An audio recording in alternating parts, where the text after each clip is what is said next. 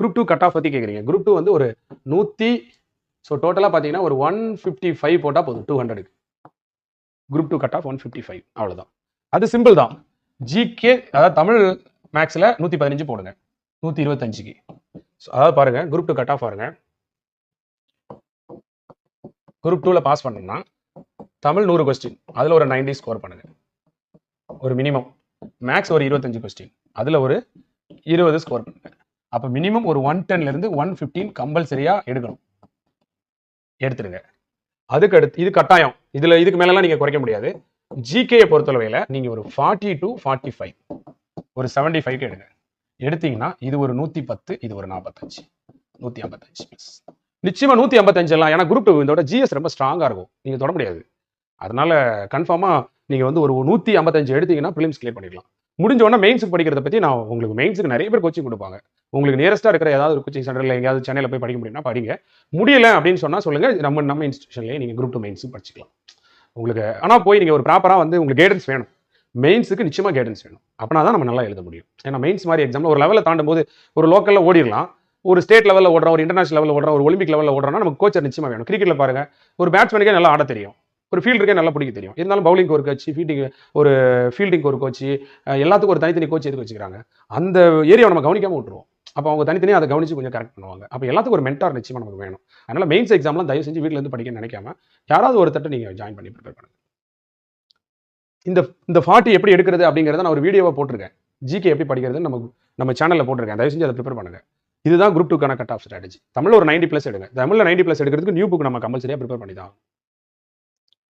But ஆனால் ஒரு குறிப்பிட்ட நேரம் செலவழிச்சாதாங்க பாஸ் பண்ண முடியும். அதான் உண்மை. அதை நீங்க பார்த்துக்கோங்க. இதுல நம்மளாம் கோச்சிங் சென்டரோட ரோல் என்ன அப்படின்னா, நீங்க எந்த லெவலில் படிச்சுட்டு இருக்கீங்க அப்படின்னு உங்க தரத்தை வந்து நம்ம வந்து ஸ்டபிள் பண்ணி கொடுக்குறோம். ஒரு கோச்சிங் சென்டர்ங்கிறது என்னன்னா ஒரு கம்பெனி. ஒரு 4 பேர் கூட சேர்ந்து படிக்கும்போது நமக்கு ஒரு குரூப் டிஸ்கஷன் கிடைக்கும். ஒரு டெஸ்ட் எழுதி பார்க்கும்போது நம்ம எந்த லெவலில் இருக்கிறோம் அப்படிங்கிறது தெரியும். அடுத்து ஒரு சப்ஜெக்ட் நமக்கு தெரியலன்னா யாராவது சொல்லி கொடுத்தாங்கன்னா கொஞ்சம் ஈஸியாக படிப்போம். இந்த மாதிரி வேலை தான் கோச்சிங் சென்டரில் பண்ண முடியும். அதாவது பாஸ் பண்ண வேண்டியது உங்களுடைய ரெஸ்பான்சிபிலிட்டி. படிக்கிற எல்லாரும் பாஸ் பண்ணுவாங்களா சார்னு தெரியாது. பட் நம்ம பாஸ் பண்றதுக்கான இது நம்ம கையில் தான் இருக்கு. உண்மைதானே? மோட்டிவேஷன் பண்ற எல்லாரும் வேலைக்கு போயிடுவாங்களா சார்னா, மோட்டிவேஷன் பண்ற எல்லாரும் வேலைக்கு போறாங்களா தெரியாதுங்க. ஆனா வேலைக்கு போனவங்க யாரும் மோட்டிவேட் ஆகாம போலியே. அப்போ மோட்டிவேஷன் எல்லாருக்கும் அவசியமா தானே இருக்கு. எல்லாருக்கும் கவர்மெண்ட் வேலை கிடைக்குமான்னு தெரியாது. ஆனா உனக்கு கவர்மெண்ட் வேலை கிடைக்கணும்னு நினைச்சா நீ நினைச்சா முடியும்ல. அப்படி உனக்கு கிடைக்கலாம், அதுக்கு உன்னுடைய முயற்சியின்மை தான காரணம். அதுக்கு தேவையான வாய்ப்பு வழிகாட்டுதல் யாராவது கொடுத்தாங்கன்னா அதை யூஸ் பண்ணிக்கிறீங்க. அவ்வளவுதான். இது தாண்டி வேற ஒண்ணுமே இல்லை. அவ்வளவுதான். அது நீங்க புரிஞ்சுக்கோங்க. அவ்வளவுதான். நிறைய பேர் போட்டி தேர்வு படிக்கிறவங்க என்ன நினைக்கிறாங்கன்னா, நேரம் செலவழிக்க மாட்டேன் நான் ஜெயிக்கணும்னு நினைக்கிறாங்க. அதே மாதிரி பொருள், அதாவது நீ நல்லா பாருங்க, ஒரு மன்னன் வந்து ஒரு நாட்டில் போரிட்டு போறான்னா அவன் என்னெல்லாம் அனலைஸ் பண்ணணும்? நம்மகிட்ட சண்டை போடுற அளவுக்கு போதுமான பொருள் இருக்கா? சண்டை போடுறதுக்கு நம்ம வெப்பன் இருக்கா? சண்டை போடுற அளவுக்கு ஜெயிக்கிற அளவுக்கு நமக்கு போதுமான அளவுக்கு காலம், நம்ம டைமே பார்க்கணும்ல. எந்த நேரம் அவர் அட்டாக் பண்ணணும், நம்ம போன நேரம் மழை காலமா, வெயில் காலமா, பனி காலமான்னு பார்க்கணும் இல்லையா? எந்த அளவுக்கு காலம் செலவழிக்க முடியும் நம்ம பார்க்கணும். நம்ம இருக்கக்கூடிய எக்யூப்மெண்ட்ஸ்லாம் எத்தனை நாளைக்கு யூஸ் பண்ண முடியும். அதே போல வினை எப்படி வந்து நம்ம அட்டாக் பண்ண போறோம்னு தெரியணும். இடம் எந்த இடத்துல நம்ம அட்டாக் பண்ண போறோம்னு தெரியணும். இது எல்லாம் இந்த 5, ஏன்னா ஒரு சில இடங்கள்ல அட்டாக் பண்ணும்போது ஈஸியா இருக்கும், ஒரு சில இடங்கள்ல அட்டாக் பண்ணா நம்ம தோத்து போயிடுவோம். பார்க்கணும் இல்லையா? ஸோ இந்த 5 அனலைஸ் பண்ணிட்டு இறங்கினா தான் ஜெயிப்போம். அதே மாதிரி தான் நீங்களுமே. நிறைய பேர் என்ன பண்றாங்க அப்படின்னா, நான் எந்த புக்கும் வாங்க மாட்டேன், ஆனா நான் பாஸ் பண்ணணும் அப்படிங்கிறாங்க. போட்டித் தேர்வுக்கு படிச்சாதான் அவங்க வறுமை நிலையை காட்டுறாங்க. வேற எந்த ஒரு சூழ்நிலையும் அவங்க வறுமை நிலையை அவங்க காட்டுறது இல்லை. கற்கை நன்றே பிச்சை புகினும் கற்கை நன்றேன்னு சொல்றாங்க. இவ்வளவு நாள் நம்ம காலேஜ் படிச்சிருக்கோம், டிகிரி படிச்சிருக்கோம், ஸ்கூல் படிச்சிருக்கோம். ஆனா அந்த படிச்ச சர்டிஃபிகேட்லாம் வீட்டில் சும்மா தான் இருக்கு. இப்போ இந்த போட்டித் தேர்வுக்கு படிக்கிறது மூலமா தான் நம்ம வாழ்க்கையில வந்து ஏற்றம் காணணும். காதலுக்காக படிப்பை எப்படி பாக்குறீங்க சார் அப்படின்னா, வாழ்க்கையில் எல்லாருக்கும் ஒரு லட்சியம் இருக்குங்க. அந்த லட்சியத்தை அடையணும் அப்படிங்கிறதுக்காக தான் மனிதன் ஓடுவான். குறிக்கோள் இல்லாத மனிதனே இல்லை. அதான உண்மை. ஒரு சிலருடைய லட்சியம் என்னவா இருக்குன்னா, தான் போட்டித் தேர்வில் ஜெயிச்சு அரசு ஊழியராகணும் அப்படிங்கிறது இருக்கு. ஒரு சிலருடைய கோடிக்கணக்கான பேருடைய லட்சியம் கூட அப்படி இருக்கலாம். ஆனா ஒரு சிலருடைய லட்சியம் தான் அந்த அரசு வேலையின் மூலமாக இந்த சமுதாயத்தில் நான் என்ன மாற்றத்தை கொண்டு வர போறேன், அந்த வேலையை ஒரு கருவியா வச்சுக்கிட்டு இந்த வாழ்க்கையில நான் என்ன பண்ண போறேன் அப்படிங்கிறது ஒரு சிலர்கிட்ட தான் லட்சியம் அப்படி இருக்கு. இன்னும் ஒரு சிலர் என்ன பண்றாங்கன்னா, தான் வேற ஏதோ ஒரு குறிக்கோள் அடையணும்னு நினைக்கிறாங்க. அதுக்காக இந்த அரசு வேலையை ஒரு பகடையா பயன்படுத்தணும்னு நினைக்கிறாங்க. அது ஒரு காதல ஜெயிக்கிறதோ, இல்ல ஊர்ல சொசைட்டில ஒரு நல்ல மரியாதை கிடைக்கிறதோ, இல்ல பெண்கள் எல்லாம் சுதந்திரத்துக்காக படிக்கிறாங்க, அடையாளத்துக்காக படிக்கிறாங்க, தானும் வாழ்க்கையில மதிக்கப்படணும் அப்படிங்கிற அந்த மதிப்புக்காக எனக்கு ஒரு டிக்னிட்டி வேணும், எனக்கு ஒரு சுயமரியாதை வேணும், எனக்கும் வந்து ஒரு அடையாளம் வேணும், நாளைக்கு நானும் ஒரு மதிக்கத்தக்க ஒரு ஆளா இருக்கணுன்றதுக்காக ப்ரிப்பேர் பண்றவங்க நிறைய. அப்படி ஒவ்வொருத்தரும் ஒவ்வொரு இலக்குக்காக வந்து படிச்சுட்டு இருக்காங்க.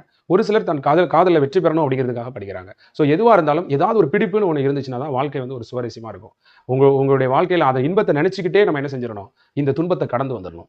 துன்பம் உறவரையும் செய்க துணிவாட்சி இன்பம் பயக்கும் வினை அப்படின்னாரு வள்ளுவர். எவ்வளவு துன்பப்பட்டாலும் பரவாயில்ல, முடிவு இன்பமா இருக்க போதில்லை. முடிவு என்ன, நம்ம நினைத்த வாழ்க்கை நம்ம அடைய போறோம்ல, நம்ம காதலில் நம்ம ஜெயிக்க போறோம்ல. அப்போ இந்த துன்பத்தை, இந்த போட்டித் தேர்வு ஒரு பெரிய விஷயமாலாம் நினைக்காதீங்க. உடனே நான் மனசுல நினைச்சுக்கிட்டே நான் 12 மணி நேரம் படித்தேன், 16 மணி நேரம் படிச்சேன்ட்டு படிங்க. நிச்சயமா உங்களால பாஸ் பண்ண முடியும். நம்ம விரும்பினதை நம்ம அடைக்கணும், கனவு மெய்ப்பட வேண்டும், கைவசமாவது விரைவிலே வேண்டும் அப்படின்னு சொன்னா நம்ம அந்த காரியத்தில் உறுதி வேணும். அப்போ நிச்சயமா நம்மளால ஜெயிக்க முடியும். சரியா? கலங்காது கண்ட வினைக்கண் துலங்காது தூக்கம் கடிந்து செஞ்சோம்னா நிச்சயமா நம்ம சக்சஸ் பண்ண முடியும். குரூப் 2லாம் இனிமே அவ்வளவுதான். படிக்கிறோமோ படிக்கலையோ, டெய்லி எவ்வளோ முடியுமோ அவ்வளோ எஃபர்ட் போட்டு தான் ஆகணும். எந்த ஒரு பிளானுமே 6 மாதம் இருக்குன்னா போடலாம், 4 மாதம் இருக்குன்னா போடலாம். நாளைக்கு தான் என்ன பிளான் அப்படியே உட்கார வேண்டியதான். இனிமே சிந்திக்கிறதுக்கே நேரம் இல்லை, ஒன்லி எக்ஸிக்யூஷன் தான். அப்படியே உட்காந்து ப்ரிப்பேர் பண்ண வேண்டியதான். 50 60 நாள் 50 டேஸ் இருக்கு. ஒரு நாளைக்கு 12 ஹவர்ஸ் தான் அதிகபட்சம் இருக்கு. அதுக்கு மேலே இல்லை. 600 மணி நேரத்துக்கு மேலே நம்மளே நினைச்சாலும் படிக்க முடியாது. படிச்சுக்கிட்டே இருங்க. அப்படியே போய் எக்ஸாம் எழுதுங்க. ப்ரிலிம்ஸ் கிளியர் பண்ணுறது ஈஸி தான். அங்கே ஒரு 4 புத்தகம் இருந்தால் ஒரு ஆசிரியர் தேவையில்லை.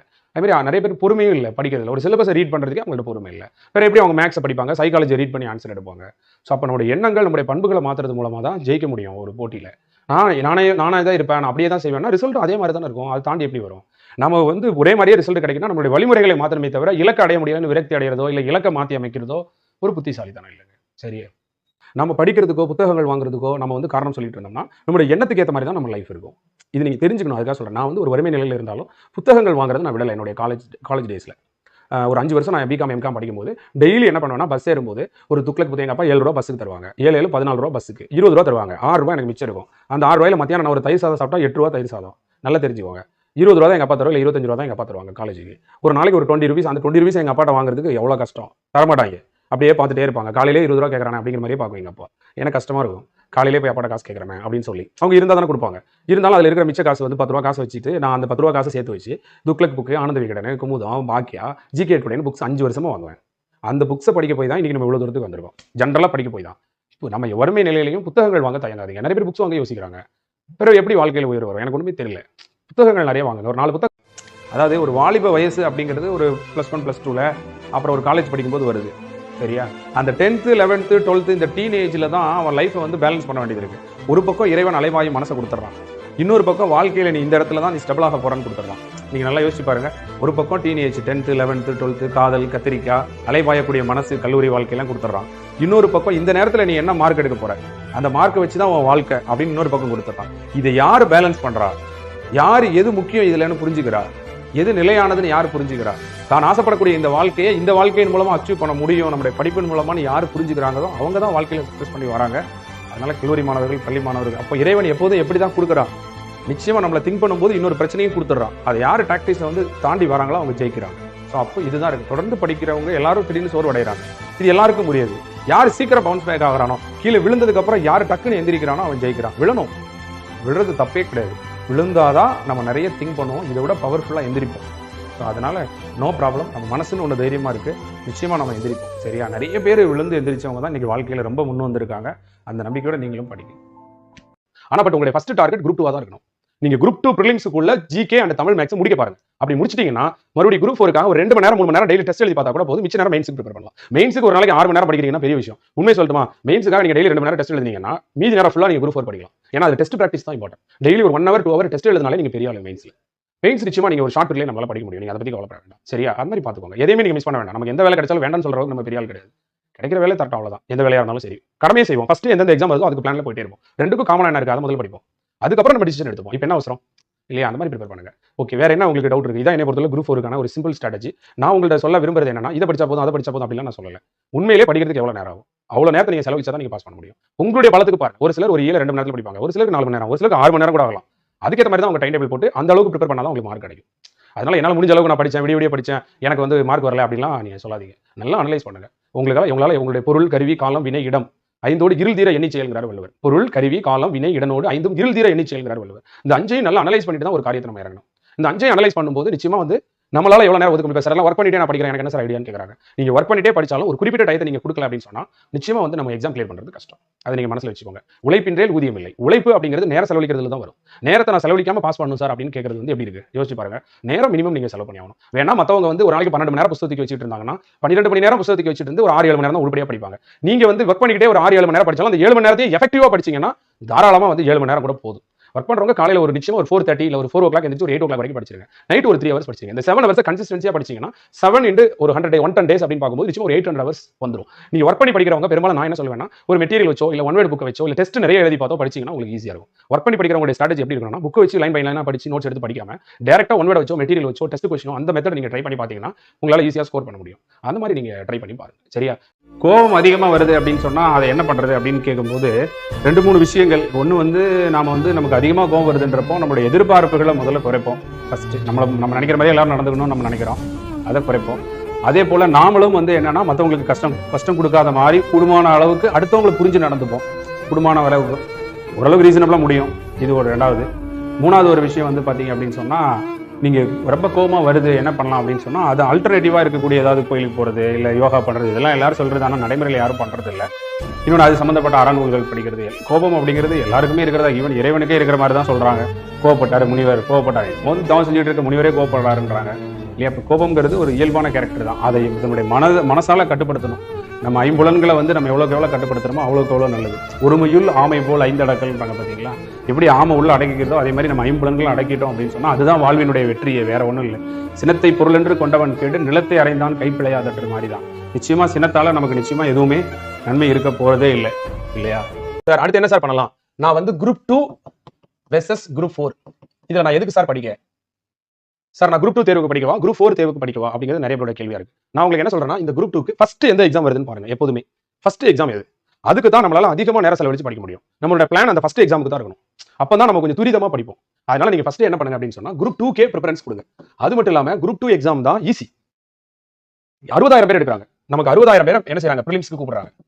சரியா? அதனால நீங்க என்ன பண்ணுங்கன்னா, குரூப் 2 டார்கெட் பண்ணி படிங்க. இந்த 60,000க்குள்ள எப்படியாவது வந்துடணும் இந்த 50 டேஸ்ல அப்படிங்கிறது தான் உங்களுடைய டார்கெட்டா இருக்கணும். அப்படி நீங்க ப்ரிப்பேர் பண்ணுங்க. அதுக்கப்புறம் நம்ம குரூப் 4 வந்தோம்னா மே 21 டு ஜூலை 24 2 மாசம் இருக்கு. அந்த 2 மாசம் நம்ம எப்படி படிக்கலாம்ங்கறத அப்புறம் பார்க்கலாம். இப்போ நீங்க குரூப் 2க்காக நீங்க ஒரு நாளைக்கு 8 to 10 ஹவர்ஸ் படிங்க. படிச்சுட்டு ஆஃப்டர் குரூப் 4 அந்த குரூப் 2 மே மாசம் 21ஆம் தேதி எக்ஸாம் முடியுது இல்லையா? அந்த எக்ஸாம் முடிஞ்ச உடனே நீங்க எப்படி ப்ரிப்பேர் பண்ணணும் அப்படின்னு சொன்னா, ஒரு நாளைக்கு நீங்க 10 ஹவர்ஸ் படிச்சீங்க அப்படின்னு சொன்னா அது ரெண்டா பிரிச்சுக்கோங்க. ஒரு 4 ஹவர்ஸ் குரூப் 4க்காக படிங்க, ஒரு 6 ஹவர்ஸ் மெயின்ஸ்க்காக படிங்க. இல்லனா இது ஒரு 6 ஹவர்ஸ், இது ஒரு 4 ஹவர்ஸ் படிங்க. No problem. ஏன்னா எப்படி நமக்கு செப்டம்பர் அக்டோபர்ல தான் எக்ஸாம் இருக்க போகுது, மெயின்ஸ் எக்ஸாம். நீங்க தாராளமா ரெண்டா பிரிச்சு படிச்சுக்கலாம். ஏற்கனவே தமிழ் தகுதி தேர்வு இருக்கு, தமிழ் திருப்பி பார்க்கணும். நீங்க மே 21க்குள்ளே நல்ல போர்ஷனை கவர் பண்ணிட்டீங்கன்னா, ஜஸ்ட் நீங்க வெறும் டெஸ்ட் மட்டும் எழுதி பார்த்தா போது 2 மாசம் குரூப் 4க்கு நிச்சயமா நீங்க கிளியர் பண்ணுவீங்க. உங்களால முடியும். அதனால நீங்க கவலைப்பட வேண்டாம். சரியா? ரெண்டையுமே பேலன்ஸ் பண்ணி படிக்க முடியும். மெயின் எக்ஸாம் பொறுத்தவரையில படிக்க வேண்டியதெல்லாம் ஒண்ணும் இல்ல. அதுல எழுத வேண்டியது தான் இருக்கு. மெயின்ஸ்னாலே எழுதணும் எழுதணும் எழுதிக்கிட்டே இருக்கணும். அவ்வளவுதான். ஏன்னா நீங்க ஒரு 50 டெஸ்ட் எழுதும்போது படிக்க வேண்டியது தேவைப்படாது. இந்த 50 டெஸ்ட்லயே 50 × 200 10,000 மார்க்கு நீங்க எழுத ஆரம்பிச்சிருவீங்க. அப்ப படிக்கிற வேலை எழுதுறதுலயே சரியா போயிடும். ஏங்க எழுதுறோம் அப்படின்னா என்ன அர்த்தம்? படிச்சிருந்தா தான் எழுத முடியும். அப்ப படிக்கிறீங்க, அப்ப எழுதி பாக்குறீங்கனாலே ஆட்டோமேட்டிக்கா நீங்க நிறைய क्वेश्चंस எழுதி பிராக்டிஸ் பண்ணுவீங்க. அதுதான் நமக்கு எக்ஸாம்ல கேட்க போறாங்க. அப்ப படிக்கிறதுக்கு ஒண்ணுமே இல்ல. மெயின்ஸ்னாலே ரிட்டன் பிராக்டிஸ் தான். அது நீங்க கொஞ்சம் மனசுல வச்சுக்கோங்க. சரியா? புரியுதுங்களா? நீங்க படிங்க. என்னை பொறுத்தவரை ஜிகேக்கு எவ்வளவு நேரம் செலவு பண்ணா குரூப் 4 கிளியர் பண்ணலாம் அப்படின்னு சொன்னா, ஜிகேக்கு ஒரு 400 ஹவர்ஸ் to 500 ஹவர்ஸ் ப்ரிப்பேர் பண்ணா ஜிகேல இந்த 75ல தாராளமா ஒரு 50 to 60 क्वेश्चन போடலாம். 400ல இருந்து 500 ஹவர்ஸ் ஸ்பெண்ட் பண்ணா 50 to 60 क्वेश्चंस தாராளமா போடலாம். 50 to 60 क्वेश्चन போட்டா தாராளமா வந்து நீங்க போடலாம். சோ அப்ப டோட்டலா நமக்கு எவ்வளவு நேரம் சார் தேவைப்படும் அப்படின்னு சொல்லி பாக்கும்போது, சோ தமிழுக்கு புதுசா ஒருத்தவங்க படிக்கிறவங்களுக்கு தமிழுக்கு நிச்சயமா 500 மணி நேரம் படிக்கணும். நிச்சயமா படிக்கணும். ஏன்னா இப்ப இருக்கக்கூடிய காம்படிஷனுக்கு சொல்றேன், மேக்ஸுக்கு 100 மணி நேரம் படிச்சுதான் ஆகணும். அடுத்து உங்களுக்கு பொது அறிவு. பொது அறிவுல ரெண்டா பிரிக்கிறோம். 45 மார்க் 35 மார்க் அப்படி பிரிக்கிறோம். 30 மார்க் அப்படி பிரிச்சு இந்த 45 மார்க்குக்கு நீங்க அதிகமான நேரம் படிங்க. ஒரு 300 ஹவர்ஸ் படிங்க. இந்த 30 மார்க்கு ஒரு 150 ஹவர்ஸ் படிங்க. சோ இது ஒரு 450. சோ அப்போ ஜிகேக்கு ஒரு 450ங்கறப்போ டோட்டலா பாத்தீங்கன்னா ஒரு 1000ல இருந்து 1100 ஹவர்ஸ் படிச்சா நியூவா குரூப் 4க்கு படிக்கிறவங்க பாஸ் பண்ணிடலாம். இதுதான் உண்மை. இதை தாண்டி நான் வந்து புதுசா படிக்கிறேன், என்னால 2 மணி நேரம் தான் படிக்க முடியும், 4 மணி நேரம் தான் படிக்க முடியும்னா உங்களுக்கு நல்லா தெரிஞ்சுக்கோங்க. நம்மளுடைய திறமையால ஒரு 1 மணி நேரம் செய்யற வேலையை 3/4 மணி நேரத்துல செய்யலாம். 5 நிமிஷம் 10 நிமிஷத்துல எப்படிங்க செய்ய முடியும்?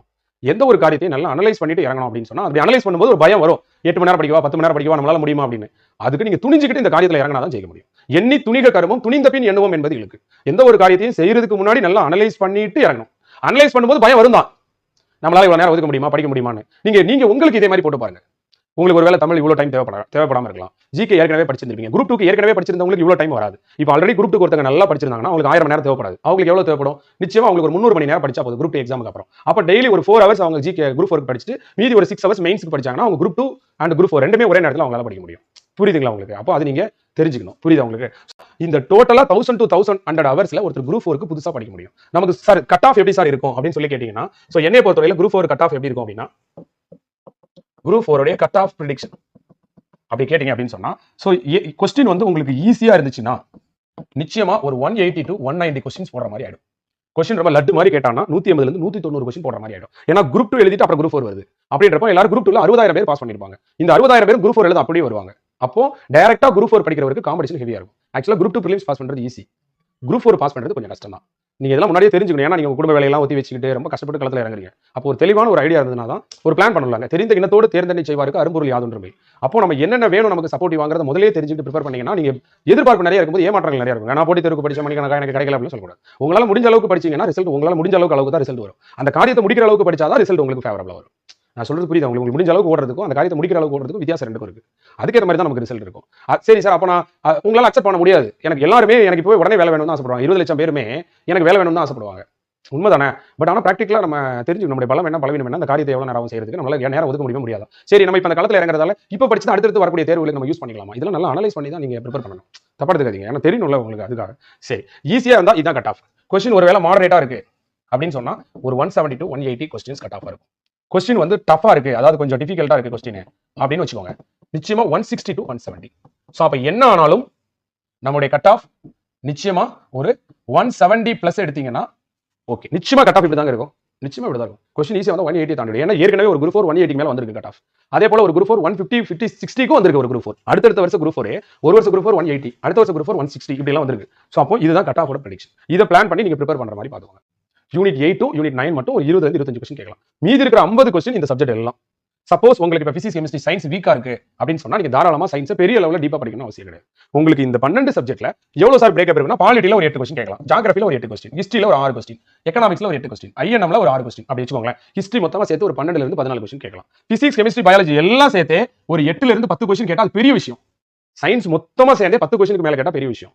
ஸோ அப்போ நம்ம எல்லாத்தையும் மாங்கு படிக்க வேண்டாம். ஜிகே பாடத்திட்டத்தின் படி தான் படிக்கணும். First point.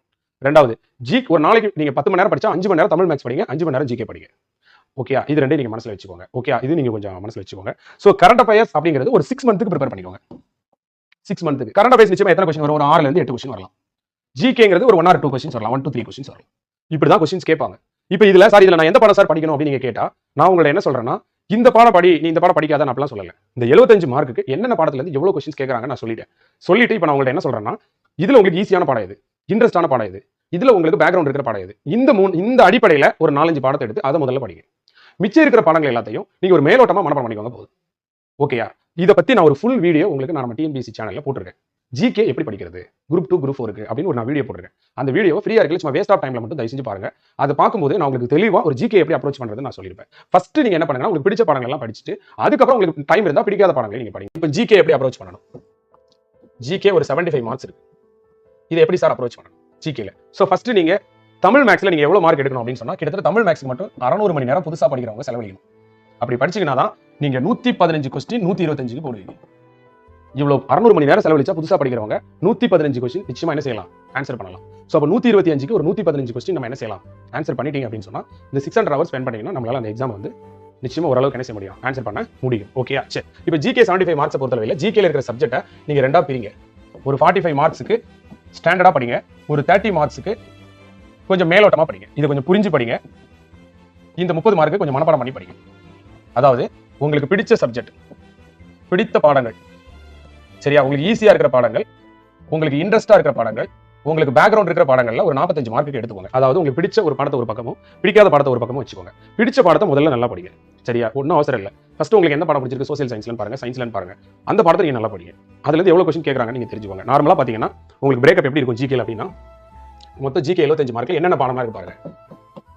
யூனிட் 8 கேட்பாங்க, யூனிட் 9 கேட்பாங்க, பாலிட்டி கேட்பாங்க, ஜியோகிராஃபி கேட்பாங்க, ஹிஸ்டரி கேட்பாங்க, எக்கனாமிக்ஸ் கேட்பாங்க, அதுக்கடுத்து ஐஎன்எம் அது கேட்பாங்க, அடுத்து physics, chemistry, biology, current affairs, GK. So இந்த 12 சப்ஜெக்ட்ல இப்போ யூனிட் 8 வந்து ஒரு 12ல இருந்து 15 கொஸ்டின் கேட்கலாம். யூனிட் 9ல வந்து ஒரு 8ல இருந்து 10 கொஸ்டின் கேட்கலாம். ஸோ டோட்டலா யூனிட் 9, 8 மட்டும் ஒரு 20ல இருந்து 25 கொஸ்டின் கேட்கலாம். யூனிட் 8 to யூனிட் 9 மட்டும் ஒரு 20ல இருந்து 25 கொஸ்டின் கேட்கலாம். மீதி இருக்கிற 50 கொஸ்டின் இந்த சப்ஜெக்ட் எல்லாம். சப்போஸ் உங்களுக்கு இப்போ பிசிக்ஸ் கெமிஸ்ட்ரி சயின்ஸ் வீக்கா இருக்கு அப்படின்னு சொன்னா நீங்க தாராளமா சயின்ஸை பெரிய லெவலில் டீப்பா படிக்கணும் அவசியம் கிடையாது. நீங்க ஒண்ணு வேண்டாம், நீங்க மேக்ஸ் உங்களுக்கு வரலன்னா இந்த மாதத்தை ஏப்ரல் மாதத்தை குரூப் 4 படிக்கிறவங்க கேட்டுவாங்க, ஏப்ரல் மாதம் வந்து கணித மாதம் அப்படின்னு அனௌன்ஸ் பண்ணுங்க. இந்த ஏப்ரல் மாதம் எனக்கு வந்து கணித மாதம் அப்படின்னு அனௌன்ஸ் பண்ணிட்டு நீங்க என்ன பண்ணுங்கன்னா மேக்ஸுக்கு பலவிதமான கொள்கைகளை உருவாக்குங்க. நான் மேக்ஸ் வந்து டெய்லி ஒரு நாளைக்கு இவ்வளவு நேரம் படிப்பேன், ரூல்ஸ் அண்ட் ரெகுலேஷனை கொண்டு வாங்க. மேக்ஸுக்கு இம்பார்ட்டன்ட் கொடுங்கன்னு நான் சொல்லுவேன். நீங்க அதுக்கு எவ்வளவு இம்பார்ட்டன்ட் கொடுக்குறீங்களோ அதை பொறுத்தா மேக்ஸ் வரும். நீங்க என்ன தேடுறீங்களோ அதுதான் உங்களுக்கு கிடைக்கும். நீங்க மேக்ஸ் தேடினீங்கன்னா யூடியூப்ல எங்க தேடினாலும் மேக்ஸ் கிடைக்கும். எப்படிலாம் மேக்ஸ்ல இம்ப்ரூவ் பண்ணலாம் அப்படிங்கறத யோசிங்க. உங்கள்ட்ட ஒரு பேப்பரை கொடுத்து கணிதத்தில் 10க்கு 10 மதிப்பெண் பெறுவது எப்படின்னு கேட்டா நீங்க எவ்வளவு ஆலோசனை சொல்லி 3 மணி நேரம் கொடுத்தாலும் அந்த பேப்பர் எழுதுவீங்க. என்ன சொல்லுவீங்க? ஃபர்ஸ்ட் பாடத்திட்டத்தில் உள்ள தலைப்புகளை முதலில் படிக்க வேண்டும். பள்ளி புத்தகங்களில் உள்ள தலைப்புகளை படிக்க வேண்டும். கணிதத்திற்கு நல்ல சிறந்த நண்பர்களிடம் அறிவுரை கேட்கலாம். ஆசிரியர்கள் நிறைய வச்சுக்கலாம். மென்டார் நிறைய வச்சுக்கலாம். நீங்க சொல்லுவீங்க. கணிதத்துக்கு நாமளே என்ன செய்யலாம்? கணிதத்துக்கு ஒரு வாட்ஸ்அப் குரூப் ஓபன் பண்ணி டெய்லி 10 கொஸ்டின் போடலாம். வாட்ஸ்அப் ஸ்டேட்டஸ் வைக்கலாம். நம்மளே மேக்ஸுக்கு இம்பார்ட்டன்ட் கொடுத்து நிறைய புத்தகங்கள் வாங்கலாம். நம்மளே மேக்ஸ்ல உள்ள ஃபார்முலாலாம் வீட்டை சுத்தி ஒட்டி வைக்கலாம். இல்லையா உங்க வீட்டுக்கார தலையில கூட எழுதி வச்சுக்கோங்க மேக்ஸ் ஃபார்முலா. யார் வேணான்றா? புரியுதுங்களா? கணிதம்னு ஒரு மாசம் கடந்திருந்தா அந்த கணிதம் வராமலா போயிட போகுது?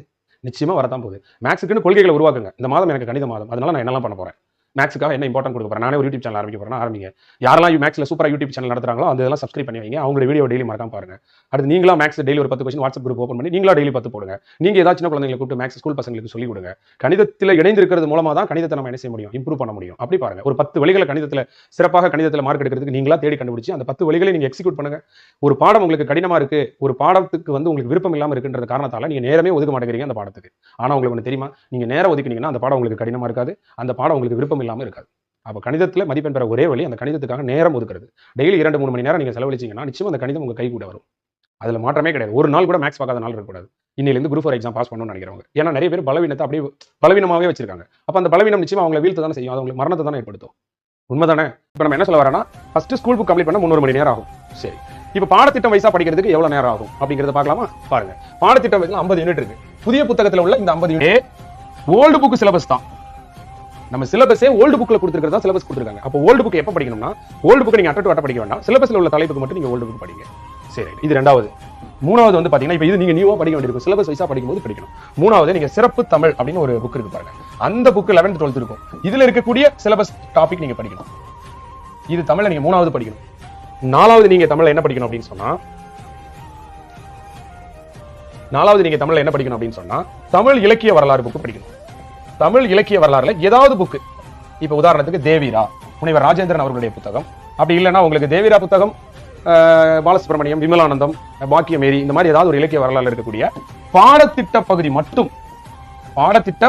மட்டும் பார்க்கணும். ஏன்னா உரைநடையில தமிழ் இலக்கிய உரைநடையிலையும் அதுக்கடுத்து நம்ம கொடுத்துருக்கக்கூடிய அந்த தமிழ் இலக்கியத்திலையும் சில பாடங்கள் ஸ்கூல் புக்ல, ஓல்டு புக்ல இல்ல, நியூ புக்ல இல்ல. அப்ப அந்த பாடங்கள் நீங்க எங்க படிப்பீங்க? இப்ப ரீசென்ட் டேஸ்ல குரூப் 1 எக்ஸாம் நிறைய பார்க்கும்போது தேவீரா புத்தகங்கள்லாம் நிறைய வந்திருக்கு. அப்போ அந்த வித்தியாசமான வரக்கூடிய அந்த 5-10 கொஸ்டின்ஸ்க்கு நம்ம இதை கொஞ்சம் கவர் பண்ண வேண்டியிருக்கும். இது 4வது தமிழ் இலக்கிய வரலாறு நம்ம படிச்சுதான். ஏன் சார் தமிழ் இலக்கிய வரலாறு படிக்க சொல்றாருன்னு நான் சொல்றேன். 5வது இணையதளத்துல பாடத்திட்டத்தோடைய தலைப்பை தேடி படிக்கணும். இது எல்லாம் படிச்சாதான் சிலபஸ் வைஸா நம்ம கம்ப்ளீட் பண்ண முடியும். சிலபஸ்ல உள்ள 50 யூனிட்டுக்கும் ஸ்கூல் புக்ல ஃபர்ஸ்ட் நியூ புக்ல படிக்கணும், அடுத்து ஓல்டு புக்ல படிக்கணும், அடுத்து சிறப்பு தமிழ் புக்ல படிக்கணும். அதுக்கு அடுத்து பாத்தீங்க அப்படின்னு சொன்னா நாம வந்து தமிழ் இலக்கிய வரலாறுல ஏதாவது 1-2 புக் வாங்கி அதுல இருக்கக்கூடிய அந்த சிலபஸ் தலைப்பு மட்டும் படிக்கணும். அடுத்து இணையதளத்துல இப்போ உதாரணத்துக்கு மனோன்மணியம்னா இணையதளத்துல மனோன்மணியம் அடிக்கணும். அதுல வரக்கூடிய 2-3 ஃபோல்டர் ஓபன் பண்ணி அதுல இருந்து ஒரு சிறிய குறிப்புகள் எடுத்துக்கணும். இவ்வளவே படிச்சாதான் நமக்கு பாடத்திட்டம் கவர் ஆகும். சார் கணிதம் படிக்கிறதுக்கு எப்படி சார்? மேக்ஸ் படிக்கிறதுக்கு. சோ மேக்ஸ்ல நம்ம முக்கியமா ஒரு 10 யூனிட்டாவது படிக்க வேண்டியது இருக்கும். ஒருத்தர் புதுசா மேக்ஸ் ப்ரிப்பேர் பண்றாரு, எந்த பேக்ரவுண்ட் இல்லைன்னா அவருக்கு நம்ம கணக்கு பார்க்கலாம். ஒரு யூனிட் படிக்கிறதுக்கு 10 யூனிட்டுக்கு நிச்சயமா 10 மணி நேரம் வச்சாலும் மேக்ஸ் 100 மணி நேரம் படிக்கணும். அப்போ 100 நாள் அப்படின்னு சொன்னா ஒரு நாளைக்கு 1 hour கட்டாயம் மேக்ஸ் பார்க்கணும். கணிதம் பார்க்காத ஒரு நாள் கூட இருக்கக்கூடாது. ஒரு நாள் கூட கணிதம் பார்க்காம நீங்க இருக்கக்கூடாது. 100 மணி நேரம் ஆகும் 10 யூனிட் பார்க்கறதுக்கு. உங்களுக்கு யாராவது சொல்லி கொடுத்தாதான் நீங்க மேக்ஸ் எப்படி பார்க்கணும் தெரியுமா? எல்சிஎம் அப்படின்னு சொன்னா எல்சிஎம்ல ஃபுல் மார்க் எடுக்கிறதுக்கு எவ்வளவு நேரம் ஆகும், எவ்வளவு நேரம் படிக்கணும், அப்படி தான் படிக்கணுமே தவிர உங்களால முடிஞ்ச அளவுக்கு நீங்க மேக்ஸ் பார்க்க கூடாது. நிறைய பேர் மார்க் எடுக்காம இருக்கிறதுக்கு காரணம் அவங்களால முடிஞ்ச அளவுக்கு மேக்ஸ் பார்க்கறாங்க. அந்த காரியத்தை முடிக்கிற அளவுக்கு பார்க்கணும். இப்போ உதாரணத்துக்கு 1 மணி நேரம் நான் மேக்ஸ் பார்த்தோம்னா 10 மேக்ஸ்ல 4 போடுறேன். அப்ப 2 மணி நேரம் பார்த்தா 8 போடுறேன், 2.5 மணி நேரம் பார்த்தா 10 போடுறேன். அப்ப 2.5 மணி நேரம் பார்த்தா தான் நமக்கு 10க்கு 10 கிடைக்கும். நீங்க 1 மணி நேரம் உங்களால முடிஞ்ச அளவுக்கு மேக்ஸ் பார்த்துட்டு எனக்கு மார்க் வரலன்னு தலையில கை வைக்க கூடாது. புரியுதா உங்களுக்கு? மதுரைக்கு போறதுக்கு 3 மணி நேரம் ஆகுது அப்படின்னு சொன்னா 3 மணி நேரம் போனா தான் மதுரை வரும். நான் 2 மணி நேரம் போயிட்டு வரலன்னு சொன்னா எப்படி? அப்ப மேக்ஸ்ல ஃபுல் மார்க் எடுக்கிறதுக்கு ஒவ்வொரு யூனிட்டுக்கு ஒரு குறிப்பிட்ட அளவுக்கு நேரத்தை செலவழிச்சாலும் உங்க சக்திக்கு ஏற்ற மாதிரி, உங்க பலவீனத்துக்கு ஏற்ற மாதிரி. யாராவது சொல்லி கொடுத்தாங்கன்னா நான் மேக்ஸ் 8 மணி நேரத்துல போட்டுருவேன், நானா உட்காந்து படிச்சா 16 மணி நேரம் ஆகும்னா நீங்க 16 மணி நேரம் படிச்சாதான் அந்த மேக்ஸ்ல நீங்க ஃபுல் மார்க் எடுப்பீங்க. புரியுதா உங்களுக்கு? இதை நல்லா மனசுல வச்சுக்கோங்க. கணிதம் எனக்கு வரல சார், நான் என்ன பண்ண அப்படின்னு கேக்குறீங்கன்னா மேக்ஸை இம்ப்ரூவ் பண்ண பல வழிகள் இருக்கு. இதுல நான் சொல்ல வர கருத்து என்ன அப்படின்னா, தமிழ் நான் படிச்சுட்டேன் அப்படின்னு எப்ப முழுமை அடையும்னா school book, new book, syllabus வைஸா படிக்கும்போது நீங்க நியூ புக், ஓல்டு புக், சிறப்பு தமிழ் புக், இலக்கிய வரலாறு, இணையதளம் இதெல்லாம் படிச்சாதான் நான் படிச்சிட்டேன்னு சொல்லலாம். இல்ல சார் நான் இதை படிக்காம தமிழ்ல நான் போறேன் அப்படின்னு சொன்னா அது எப்படி இருக்கும் அப்படின்னு சொன்னா, சலத்தால் பொருள் செய்தே மாறுத்தல் பசுமன் களத்து நீர் பெய்திரியா ஆற்றுன்னு சொல்லி ஒரு திருக்குறள் படிச்சிருப்பீங்க. அதாவது தீய வழியில பொருள் சம்பாதிச்சு அதை சேர்த்து வைக்கிறதுங்கிறது ஒரு பச்சை மண்கலத்துல தண்ணீரை ஊற்றி வச்சது மாதிரின்னு வள்ளுவர் சொல்லியிருப்பாரு. அதே போலதான் நானும் உங்கள்கிட்ட சொல்றேன். நீங்க வந்து முறையாக படிக்காம நீங்க போட்டித் தேர்வுக்கு போகும்போது அது வந்து பச்சை மண்கலத்துல படிச்சு வச்ச மாதிரி, அது தண்ணி ஊற்றி வச்ச மாதிரி அது உடஞ்சிரும். பாத்தீங்களா? அந்த மாதிரி நமக்கு பாதுகாப்பு கிடையாது. இப்ப நிறைய பேர் படிக்கிறாங்க, பாடல் வரிகள் இருந்து கேள்வி கேட்டா உங்களால ஆன்சர் பண்ண முடியாது. நீங்க நல்லா பாருங்க தெரியும்.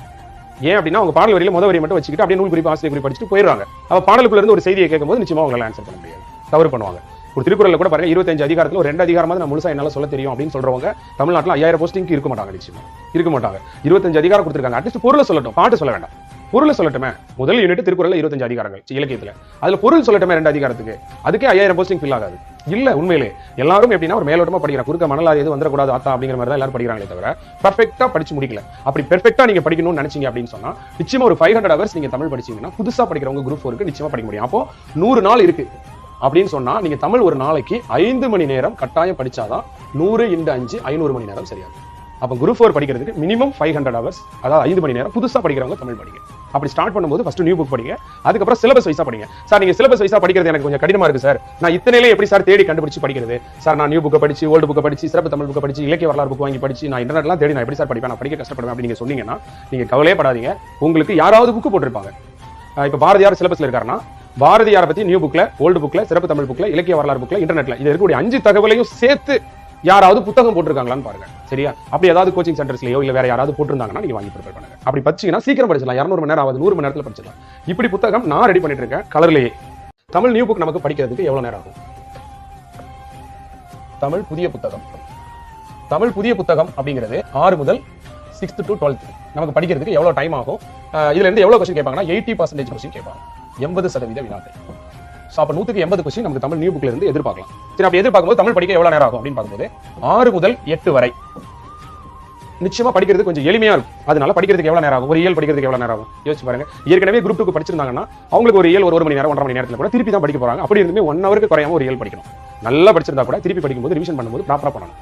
ஒண்ணு. புதுசா ஒருத்தர் 6ஆம் கிளாஸ்ல ஒரு இயல் படிக்கிறாங்க அப்படின்னு சொன்னா நிச்சயமா சொல்றேன், நியூவா ஒருத்தர் 6th ஸ்டாண்டர்ட் ஸ்டார்ட் பண்றாங்கன்னா தெளிவா தரமா தப்பு இல்லாம படிக்கிறதுக்கு நிச்சயமா 3ல இருந்து 4 மணி நேரம் ஆகும்.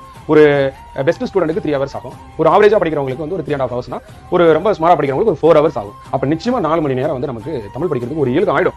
அது 6ல இருந்து 8 வரைக்கும் கொஞ்சம் ஈஸியா இருக்கும் பாடம். அதனால 4 மணி நேரம் எடுத்துப்போம். மொத்தம் 30 இயல் இருக்குன்னு வச்சுக்கலாமா? ஒரு இயலுக்கு 4 மணி நேரம்.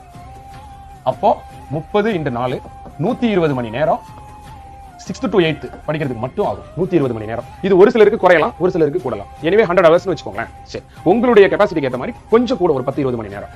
அதுக்கடுத்து 9வது வகுப்புல இருந்து 10ஆம் வகுப்பு வரை தமிழ் 9th 10th படிக்கிறது மொத்தம் ஒரு 20 இயல் இருக்குன்னு வச்சுக்கோங்களேன். நான் ரவுண்டா சொல்றேன், பெருக்கிறதுக்கு ஈஸியா இருக்குங்க. இயல் 18 தான் சார் இருக்கு, 16 தான் சார் இருக்குன்னா நீங்க கூட்டிக்கோங்க. ஒரு இயலுக்கு 5 மணி நேரம் வச்சுக்கலாமா? ஏன்னா 9, 10ல கொஞ்சம் பாடல்கள்லாம் கொஞ்சம் பெருசா இருக்கும். கொஞ்சம் தெளிவா படிக்கிறதுக்கு நிச்சயமா 5 மணி நேரம் ஒரு இயலுக்கு ஆயிடும். அப்படி பார்க்கும்போது ஏற்கனவே படிச்சிருந்தீங்கன்னா 1 மணி நேரம் 2 மணி நேரம் ஆகும். நீங்க இந்த மாதிரி தான் நீங்க கால்குலேஷன் டேபிள் கண்டுபிடிக்கணும். நமக்கு எவ்வளவு நேரம் ஆகும் படிக்கிறதுக்கு தேவை அப்படின்னு கண்டுபிடிக்கணும். சோ அப்போ 20 × 5 100 மணி நேரம் 9th 10th படிக்கிறது. ஆக 220 மணி நேரம் 6th இருந்து 10th வரைக்கும் நியூ புக் படிக்கிறதுக்கு ஆகும். அதுக்கடுத்து 3வது 11 மற்றும் 12வது வகுப்பு 11th 12th தமிழ் படிக்கிறதுக்கு ஒரு 20 இயல் இருக்குன்னு வச்சுக்கோங்களேன். அவ்வளவு இருக்காது, பட் இருந்தாலும் ஒரு 20 இயல் இருக்குன்னு வச்சுக்கோங்க. ஒண்ணுக்கு 6 மணி நேரம் வச்சுக்கிட்டா 120 மணி நேரம். சோ ஆக 340 மணி நேரம் ஒரு புதுசா படிக்கிறவங்களுக்கு ஸ்கூல் புக் படிக்கிறதுக்கு ஆகும். ஒரு இங்கிலீஷ் மீடியமா இருக்கிறீங்க, இப்ப தான் தமிழுக்கு வரீங்கன்னா எவ்வளவு நேரம் தமிழ் படிக்கணும் உங்களுக்கு தெரியணுங்களே. குரூப் 4 படிக்கிறதுக்காக 340 மணி நேரம் நீங்க செலவழிச்சீங்கன்னா அப்ப நிச்சயமா உங்களால நியூ புக் 6th இருந்து 12th வரைக்கும் முடிக்க முடியும். நீங்க ரொம்ப டேலண்டா இருந்தா ஒரு 300 ஹவர்ஸ்லயே பண்ணிடலாம், நோ ப்ராப்ளம். சரி, அப்ப ஒரு 300 ஹவர்ஸ் படிக்கணும்னா நமக்கு 100 நாள் இருக்குன்னு வச்சுக்கோங்க. இந்த 100 நாள்ல 300 மணி நேரம் செலவழிக்கணும்னா பர் டே நம்ம எவ்வளவு நாள் செலவழிக்கணும்? ஒரு நாளைக்கு நம்ம வந்து 4 மணி நேரம் படிச்சா 100 நாள்ல 400 மணி நேரம் ஆச்சு. அப்போ ஒரு நாளைக்கு 4 ஹவர்ஸ் படிச்சோம்னா நிச்சயமா நம்மளால என்ன செய்ய முடியும்? தமிழ் வந்து கம்ப்ளீட் பண்ண முடியும் 100 நாள்ல, தாராளமா பண்ண முடியும். பட் ஆனா இது 80% கொஸ்டின்ஸ் தான் நியூ புக்ல இருந்து வருது. சரி, இப்ப சிலபஸ் பார்க்கணும்ல. சரி, ரெண்டாவது பாருங்க, மீதி இருக்கக்கூடிய 20% வினாக்கள் எங்க இருந்து வரும்? பாடத்திட்டத்திலிருந்து வரும். பாடத்திட்டம் எப்படி கொடுத்திருக்காங்க? இலக்கணம், இலக்கியம், உரைநடை. இந்த உரைநடையை தான் தமிழறிஞர் தமிழ் தொண்டுன்னு கொடுத்திருக்காங்க. இதுல கொடுத்திருக்க இந்த 50 யூனிட்டுக்கு எங்க சார் நான் படிக்கணும், நான் எங்க சார் இதுக்கு படிக்கணும் அப்படின்னு கேட்டா என்னெல்லாம் படிக்கணும், எங்கெல்லாம் படிக்கணும் அப்படிங்கறது நீங்க தெரிஞ்சுக்கோங்க. எங்க படிக்கணும், என்ன படிக்கணும் அப்படின்னு கேட்டா நீங்க பாடத்திட்டத்துக்கு எங்கெல்லாம் படிக்கணும் பாருங்க. புதிய புத்தகத்துல பாடத்திட்ட பகுதி. ஃபர்ஸ்ட் ஏற்கனவே புதிய புத்தகத்துல நீங்க என்ன செஞ்சிருப்பீங்க? அட்ட டு அட்ட படிச்சிரணும் ஃபுல்லா 6th to 12th ஒரு 300 ஹவர்ஸ்ல முடிச்சிரணும். முடிச்சிட்டீங்கன்னா இப்ப சிலபஸ்ல உள்ள தலைப்புக்கு புதிய புத்தகத்துல எங்கெல்லாம் இருக்கும் அந்த எடுத்து நீங்க செலக்ட் பண்ணி இன்னும் கொஞ்சம் எக்ஸ்ட்ரா ஒர்க் ரீட் பண்ணணும். புதிய பாடத்திட்டம் பகுதி மட்டும் ஏற்கனவே அங்க படிச்சாச்சு, அட்ட டு அட்ட படிச்சாச்சு. ஏன் சார் ஃபர்ஸ்ட் நியூ புக் படிக்கணும்? அதுக்கு காரணம் 3 காரணம். காரணம் நம்பர் 1, நமக்கு சிலபஸ் இருக்கக்கூடிய 50 யூனிட்டை தேடி படிக்க கஷ்டமா இருக்கு. அந்த 50 யூனிட் ஸ்கூல் புக் எங்க இருக்குன்னு தெரியல. அதனால முதல்ல ஸ்கூல் புக் ஃபுல்லா படிச்சிட்டோம்னா எங்க இருக்குன்னு தெரிஞ்சிடும். First point. ரெண்டாவது பாயிண்ட், ஏன் நியூ புக் ஃபர்ஸ்ட் படிக்கிறோம்னா நமக்கு நியூ புக்ல இருந்து சிலபஸ்ல இல்லாத தகவலும் ஒரு 10 கொஸ்டின் கேக்குறாங்க. அதனால நம்ம அட்ட டு அட்ட நியூ புக் படிக்கிறோம். இது ரெண்டாவது ஒரு முக்கியமான விஷயம். மூணாவது விஷயம், நமக்கு நியூ புக் அவைலபிளா இருக்கு. இப்ப சிலபஸ் வைஸா நமக்கு சோர்ஸ் மெட்டீரியல் கிடைக்கல.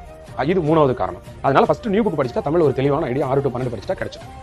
படிச்சதை மறக்காம இருக்க என்ன பண்ணான்னு கேக்குறாங்க. நீங்க படிச்சதை மறக்காம இருக்கணும்னா நல்லா தெரிஞ்சுக்கோங்க. என்ன டெய்லி படிக்கிறீங்களோ அதை இம்மீடியட்டா ஒரு ரிவிஷன் பண்ணுங்க. இது நிறைய பேர் கையில் இல்லைங்க. அதாங்க காரணம். திங்கள், செவ்வாய், புதன், வியாழன் டெய்லி படிக்கிறாங்க. திங்கக்கிழமை படிச்சது சனிக்கிழமையோ ஞாயிற்றுக்கிழமையோ ரிவிஷன் பண்றாங்க. நீங்க அந்த மாதிரி ரிவிஷன் பண்ணாம திங்கக்கிழமை படிச்சதை மறக்காம செவ்வாய்க்கிழமை ஒரு ரிவிஷன் பண்ணிக்கோங்க. இதுக்கு பேர் இமீடியட் ரிவிஷன். நம்ம எப்போ ஒரு பாடத்தை படிச்சு முடிக்கிறோமோ அது முடிச்ச உடனே ரீசெண்ட் டேஸ்ல ஒரு ரிவிஷன் வச்சுக்கணும். அதுக்கு பேர் இமீடியட் ரிவிஷன். அதுக்கப்புறம் அது மறக்கிறதுக்கு முன்னாடி எல்லாம் அப்பப்போ ஒரு ரிவிஷன் வைக்கணும். அதுக்கு பேர் என்னன்னா ரிப்பீட் ரிவிஷன் அப்படின்னு பேர். ஸோ அப்போ இந்த ரிவிஷன்ல immediate revision and repeat revision இந்த 2 ரிவிஷனை நீங்க ஃபாலோ பண்ணீங்கன்னா நிச்சயமா உங்களால மறக்காம வச்சுக்க முடியும். ஒன்று. ரெண்டாவது, நீங்க படிச்சதை எப்படி படிச்சீங்கன்னு பாருங்க. நீங்க மனப்பாடம் பண்ணி படிச்சீங்களா, கவனிச்சு படிச்சீங்களா, புரிஞ்சு படிச்சீங்களா, சிந்திச்சு படிச்சீங்களான்றத பாருங்க. நீங்க புரிஞ்சு சிந்திச்சு படிச்சிருந்தீங்கன்னா உங்களுக்கு மறக்காம ஒரு வாரம் 10 நாளைக்கு இருக்கும். நீங்க மனப்பாடம் பண்ணி படிச்சிருந்தீங்க அப்படின்னா உங்களோட ரிவிஷனை நீங்க ஷார்ட் பீரியட்லயே வைக்கணும். இப்போ ஸ்கூல் புக் வச்சு ப்ராப்பரா படிச்சிருக்கீங்க, நோட்ஸ் எடுத்து படிச்சிருக்கீங்கன்னா தாராளமா நீங்க ஒரு வாரம் 10 நாள் கழிச்சு கூட நீங்க திருப்பி பார்த்தா உங்களுக்கு ஞாபகம் இருக்கும். ஆனா நீங்க வந்து அந்த மாதிரி படிக்காம மெட்டீரியல் வச்சோ இல்ல ஒன் வேர்டை வச்சோ மனப்பாடம் பண்ணி படிச்சிருந்தீங்கன்னா நீங்க கட்டாயமா 2 டேஸ்க்கு ஒருக்கவே நீங்க ரிவிஷன் பண்ற மாதிரி இருக்கும்.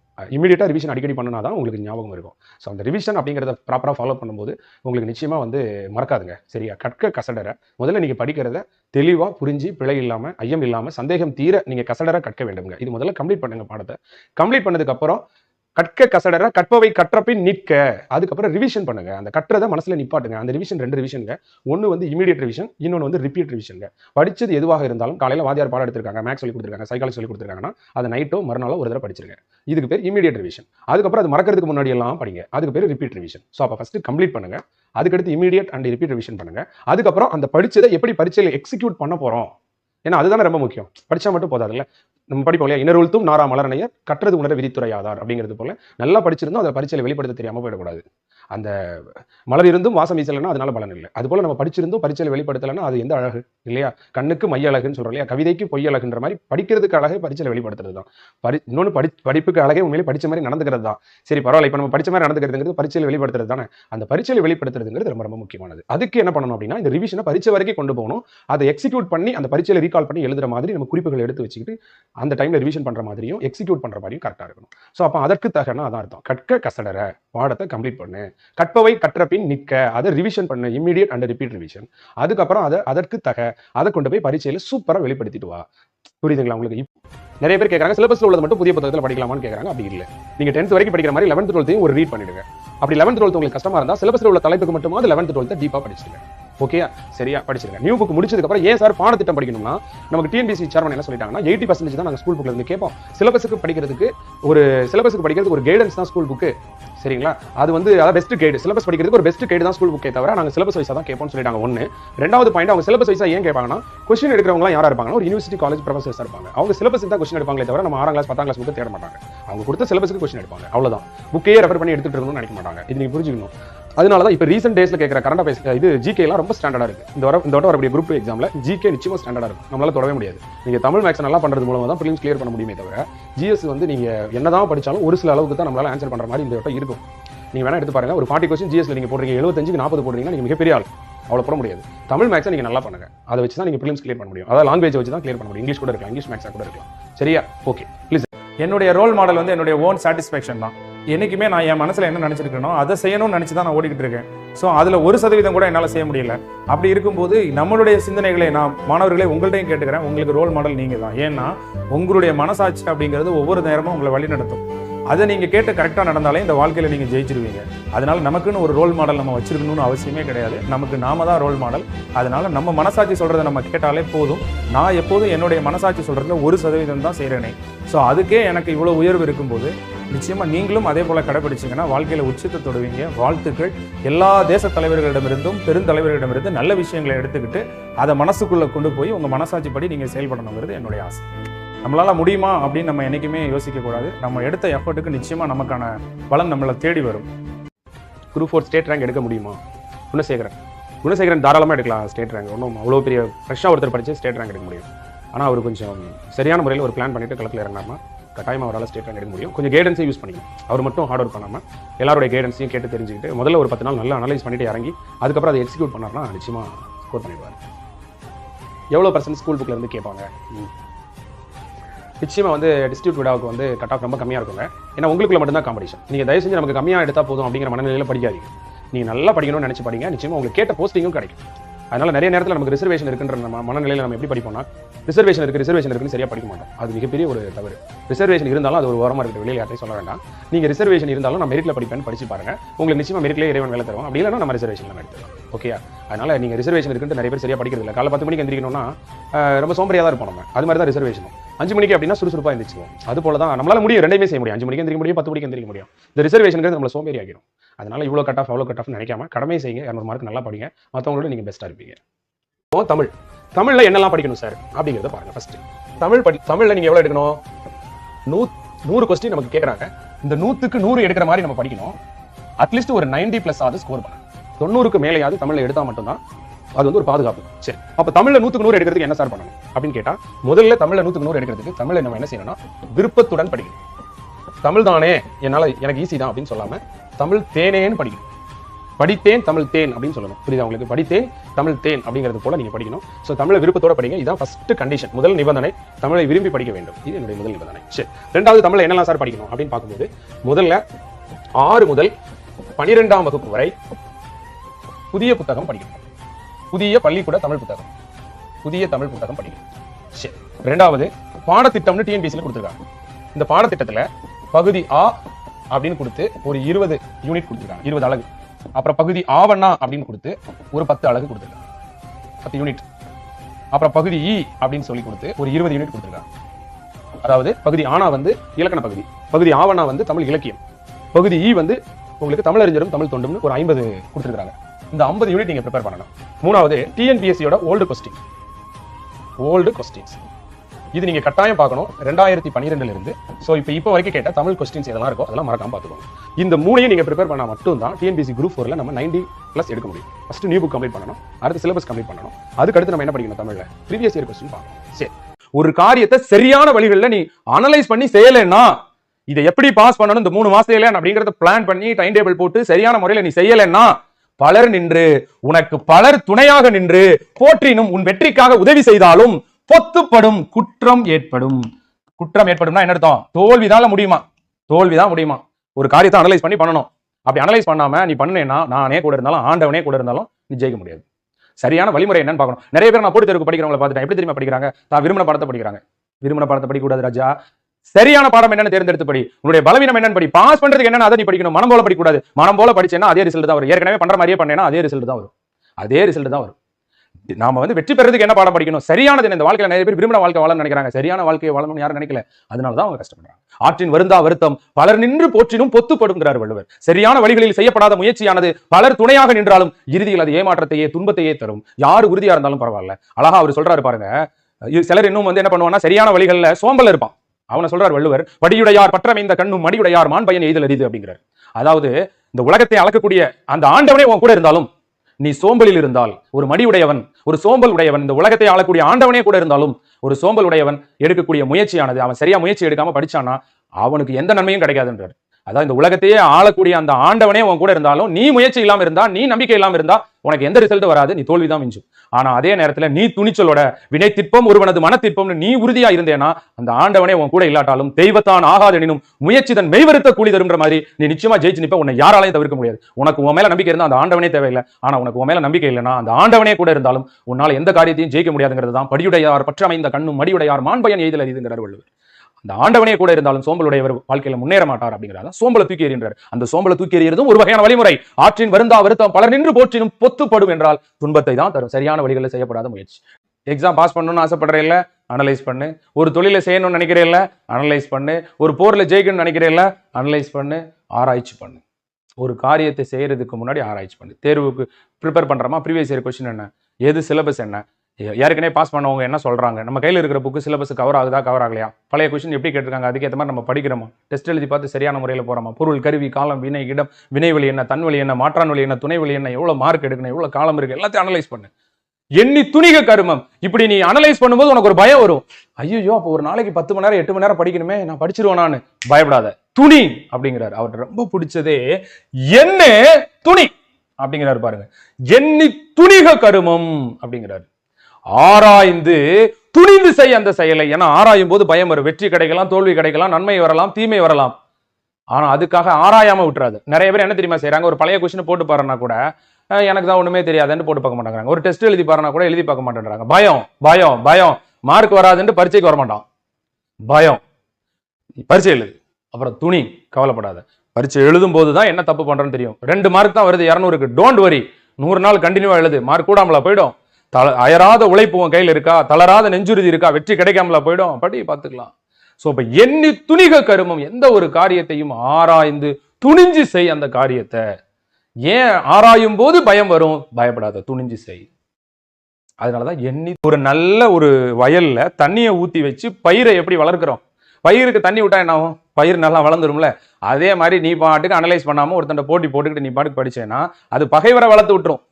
ஒரு உதாரணத்துக்கு ஒரு எதிரி மன்னனை வந்து ஒரு மன்னன் தாக்க போறான், எப்படி போய் ஜெயிக்கணும்னு தெரியாம அவன் பாட்டுக்கு போயிட்டானா அவனுக்கு அது நல்லா வசமா போயிடும். பவுலிங் போடுறான், பிளான் எல்லாம் போட்டானா என்ன ஆகும், எதிரிக்கு ரொம்ப சந்தோஷம், அடிச்சா 6 பாலையும் 6 அடிச்சிருவான், 6 பாலையும் 6 அடிச்சிருவான். திட்டமிடாமல் செய்யப்படக்கூடிய ஒரு வேலை பகைவரை வளர்த்து விடும், பகைவரை வளர்த்து விடும் அப்படிங்கறத தான் இதுல அவங்க சொல்றாங்க. பகைவரை பாத்தி படுப்பதோர் ஆறுனா நல்ல ஒரு நீர் விட்டு பாத்தி கட்டி தண்ணியை வெளியில போக விடாம பாத்தி கட்டி வளர்க்கறதுக்கு சமமாக இருக்கிறது நாம வந்து வகையறச் சூழாது எழுதல். அப்படின்னா ஆராயாமல் நாம ஏதாவது ஒரு தொழிலை தொடங்கி நாம ஏதாவது ஒரு காரியத்தை செஞ்சு அந்த காரியத்தில் நம்ம தோத்துட்டு நின்னோம்னா யாருக்கனே காரியத்து போறாங்க, இன்னும் கொஞ்சம் காரியத்து போக மாட்டாங்க.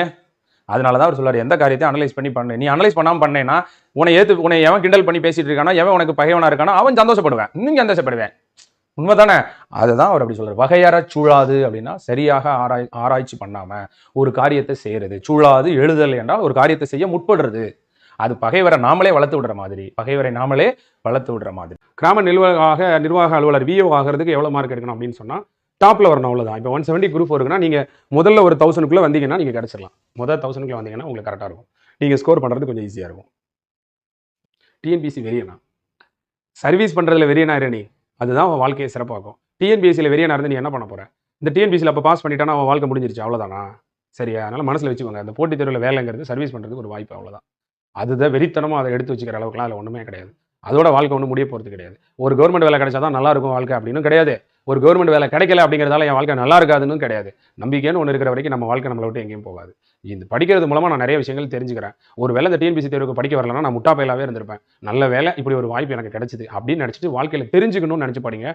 நாளைக்கு நம்ம சந்ததியர்களுக்கு, குழந்தைகளுக்கு, வேண்டப்பட்டவங்களுக்கு நாலு நல்ல தகவலை சொல்ல முடியும். நானும் ஒரு அறிவாளி அப்படின்னு எனக்கு மனசு நிறைஞ்சிருக்கிற மாதிரி அறிவு நிறைஞ்சிருந்ததுன்னா வாழ்க்கை எவ்வளவு நல்லா இருக்கும். கண்ணுடையவர் என்பவர் கற்றார், முகத்து 2 புண்ணுடையவர் கல்லாதவர்னு வள்ளுவர் சொன்னது போல கண்ணுடையவன் அப்படிங்கிறவன் கற்றவன் தான். மற்றவெல்லாம் முகத்துல 2 புண்ணு தான் அவனுக்கு இருக்குன்னு சொன்னார் வள்ளுவர் பெருந்தகை. அது போல கேடில் விழிச்செல்வம் கல்வி ஒருவருக்கு மாடல்ல மற்றையவைங்கிறது போல இந்த கல்வியை போல மிகச்சிறந்த செல்வம் ஒன்றும் இல்லை. மீண்டும் படிப்பதற்கு ஒரு பள்ளி பருவம் போன்ற ஒரு வாய்ப்பை இறைவன் கொடுத்துருக்கான்னு நினைச்சு போட்டித் தேர்வுக்கு படிச்சீங்கன்னா ரொம்ப சந்தோஷமா படிக்கலாம். சரியா? அதை விட்டுட்டு வெறித்தனமா படிக்கிறதுக்கெல்லாம் இல்லை ஒண்ணு இல்லைன்றது என்னுடைய கருத்து. போருக்கு போறவன் சரியான எக்யூப்மெண்ட்ஸ் வச்சிருக்கான், வெப்பன்ஸ் சரியான டைம்ல அடிக்கிறான், சரியான எக்யூப்மெண்ட்ஸ் வச்சிருக்கான், அவனால முடியாத காரியம் ஒன்று இருக்கா அப்படின்னு அவர் கேட்கிறார். புரியுதா உங்களுக்கு? நம்ம சரியான நேரத்தில் ஒரு செயலை செஞ்சா செய்ய முடியாத காரியம் ஒன்று இருக்கோ அப்படின்னு கேட்டா என்ன அர்த்தம்? அப்படி ஒரு காரியமே இல்லைன்றாரு. உனக்கு கருவியும் காலமும் சரியா அமைஞ்சா போதும். நாங்களாம் ஒரு கருவி தான், ஆசிரியர் பெருமக்கள் ஒரு கருவி தான். உங்க கையில் இருக்க புத்தகங்கள், ப்ரீவியஸ் இயர் கொஸ்டின், உங்களுக்கு இருக்கக்கூடிய அந்த வழிவகைகள் எப்படி ஜெயிக்கணும் அப்படிங்கிறது தான் கருவி. அந்த கருவி தான் நமக்கு வெற்றியை தரப்போகுது. காலம், சரியான காலம். என்னதான் கருவிகள் கையில் இருந்தாலும் 10 நாள் இருந்தால் படிக்க முடியாது. 40 நாள் 50 நாள் ஓரளவுக்கு பொருத்தமா இருந்தால் தான் படிக்க முடியும். அதான் அறிவினை என்பது உலகம் முடியாத காரியம். அறிவினைனா அரிய செயல் ஏதேனும் இருக்கிறதோ, கருவியும் காலமும் இருந்து அந்த காரியத்தை செய்யும் போது முடியாத செயல் எதுவும் இருக்கிறதோ அப்படின்னு கேள்வி கேட்கிறார். சரியான காலம், சரியான இடம் ரொம்ப முக்கியம். இடம் அப்படிங்கிறது என்னன்னா, நீங்களுமே இந்த உலகத்தையே வெல்லணும்னு நினைக்கிறேன்னா அதுக்கேற்ற காலம் வரணும், அந்த காலத்துக்காக வெயிட் பண்ணணும். இப்ப நம்ம படிக்கக்கூடிய பள்ளி பருவங்கள் எல்லாம் நம்ம வந்து சரியான முறையில் நம்ம பயன்படுத்திக்கிட்டோம்னா, அந்த காலத்தை சரியா நம்ம பயன்படுத்தி இருந்தா இந்த உலகத்தையே நம்ம வெல்லணும்னு நினைச்சா கூட நம்மளால வெல்ல முடியும். ஸ்கூல் படிக்கும்போது, காலேஜ் படிக்கும்போது நான் நோபல் பரிசு வாங்கணும்னு நினைச்சு நீ டார்கெட் பண்ணா உன்னால முடியும். இந்த உலகத்துல எந்த ஒரு உச்சத்தையும் உன்னால தொடங்க முடியும். நீ எந்த துறையை தேர்ந்தெடுக்கிற, எப்படிப்பட்ட எந்த நோக்கத்துக்காக நீ ஒரு அரசு பணிக்கு போகணும்னு நினைக்கிறேன், எப்படிப்பட்ட சமுதாயத்தை உருவாக்கணும்னு நினைக்கிறேன், அதான் இடம் அப்படின்னு சொல்றாங்க. அந்த காலமும் அந்த இடமும், இங்க இடம்ங்கிறது உன்னோட எண்ணம் கூட எடுத்துக்கலாம். எங்க நீ இருக்க போற, உன்னுடைய லெவல் எங்க இருக்க போகுது, உன் தகுதியை நீ எங்க உயர்த்திக்க போற, அதுதான் இடம். அந்த தகுதியும் அந்த காலமும் பொருந்துச்சுன்னா நிச்சயமா இந்த உலகத்தையே நீ வெல்ல நினைச்சாலும் உன்னால வெல்ல முடியும் அப்படிங்கிறதா இந்த குடல். எங்க பருவத்தையே பயிர் செய்யுன்னு சொல்லல, காலத்துக்கு ஏற்ற மாதிரி ஒரு செயலை செஞ்சாதானே ஜெயிக்க முடியும். இப்ப 2 மாசம் இருக்கு, இப்போ போய் எனக்கு படிக்க முடியல, உழைக்க முடியல, கஷ்டமா இருக்குன்னு சொல்ல முடியுமா? பருவத்தோடு ஒட்ட ஒழுகல். உனக்கு நிறைய கஷ்டம் இருக்கா, அப்பனா கஷ்டம் இருக்கா? 50 நாள் 40 நாள் ஒழுங்கா உட்காந்து படி. மாசம் ஆனா 50,000 60,000. தமிழ் படித்தால் அறம் பெருகுதோ இல்லையோ, தமிழ் படித்தால் பணம் பெருகும். மாசம் 50,000 சம்பளம் அடுத்த வருஷம் இதே நேரம் வாங்க போறியா? பருவத்தோடு ஒட்ட ஒழுகல் திருவினை தீராமை யாருக்கும் கயிறுன்றார்.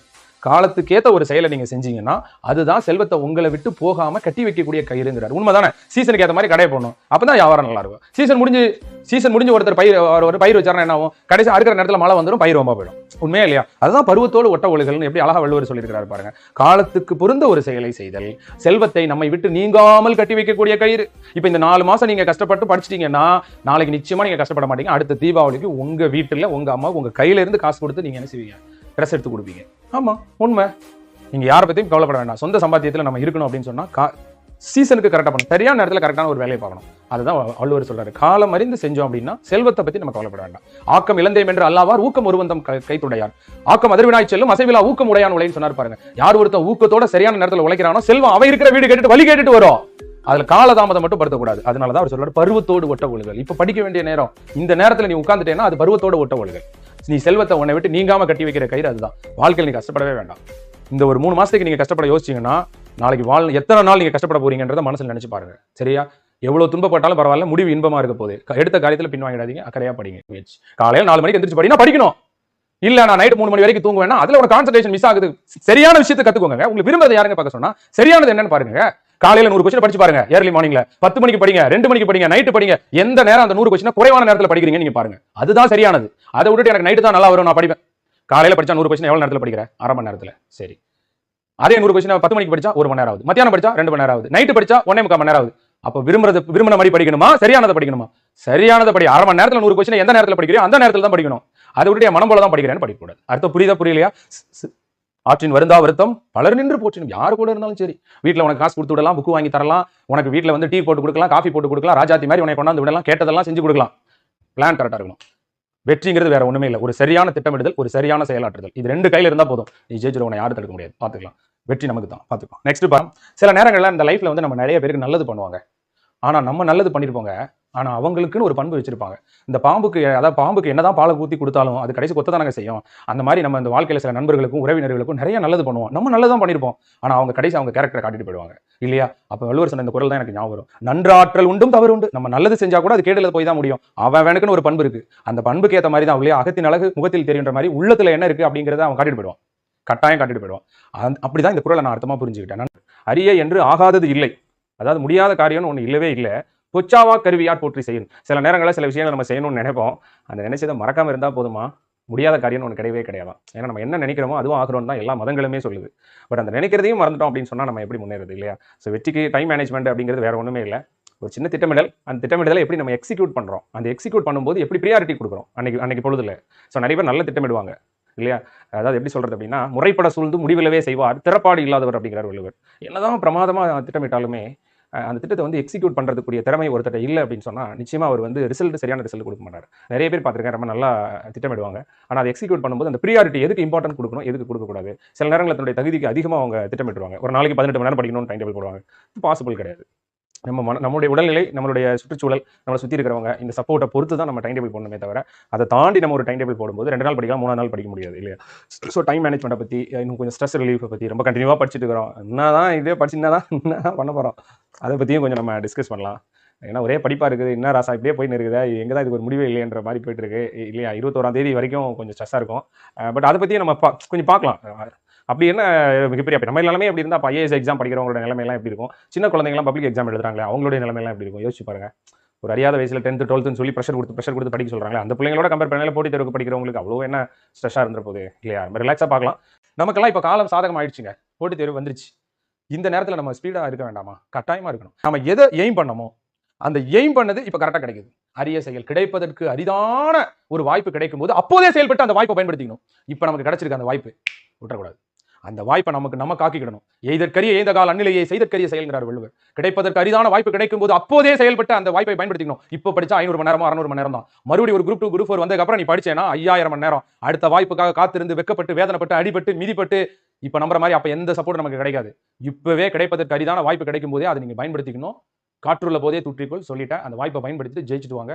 நிச்சயமா இது போல 5000 போஸ்டிங் மறுபடியும் போட மாட்டாங்க. இந்த வாய்ப்பை யூஸ் பண்ணிக்கோங்க. எப்போதுமே எந்த ஒரு நேரத்திலையுமே சான்ஸ் கிடைக்கும் போது யூஸ் பண்ணிக்கணும். நிறைய பேர் என்னன்னா நான் வந்து வாய்ப்பு வரட்டும், நான் என் திறமையை வளர்த்துட்டு ஜெயிச்சுக்கிறேன்றாங்க. ஆனால் இந்த உலகம் உண்மையிலே யாருக்கான தெரியுமா? திறமையை வளர்த்து வச்சுக்கிட்டு தான் வாய்ப்பு பயன்படுத்திக்குவோம். பரவாயில்ல, இப்பவும் உனக்கு கெட்டு போல. வாய்ப்பு வந்து கூட உன் திறமையை வளர்த்துக்கணும்னு நினைச்சா கூட எல்லாருமே வாய்ப்பு வந்து தான் திறமையை வளர்த்துக்கிறதால காம்படிஷன் இங்கே ஒன்றா தான் இருக்கு. ஒன்றும் கெட்டு போல. இப்போ நீ ஸ்டார்ட் பண்ணா கூட நீ ஜெயிச்சிடலாம். நம்பிக்கையோட சரியான வழிகளில் செய்யப்படக்கூடிய முயற்சியா இருந்தா உனக்கு வெற்றி நிச்சயமா கிடைக்கும். எப்படி படித்தாலும் 100+ எடுக்கவில்லை. எப்படி படித்தாலுங்கிறத நீங்க என்ன வேர்டு சொல்றீங்க? நீங்க எப்படி படிச்சாலுங்கிறது எப்படி படிச்சது? வாசிச்சு படிச்சதா? மனப்பாடம் பண்ணி படிச்சதா? புரிஞ்சு படிச்சதா? சிந்திச்சு படிச்சதா? நிச்சயமா இந்த நாளுக்கு ஏத்த மாரி டிஃபரெண்ட் ஆகுமே. இதையும் தாண்டி ஒண்ணு இருக்கு. நேரம் ஒதுக்கி படிச்சதா? 1 மணி நேரம் படிக்கிறீங்க. 10க்கு 2 மார்க் வருது. 2 மணி நேரம் படிச்சா அதே 2 மார்க்கா இருக்கும். 3 மணி நேரம் படிச்சா அதே 2 மார்க்கா இருக்கும். 4 மணி நேரம் படிச்சா அதே 2 மார்க்கா இருக்கும். நிச்சயமா இல்ல.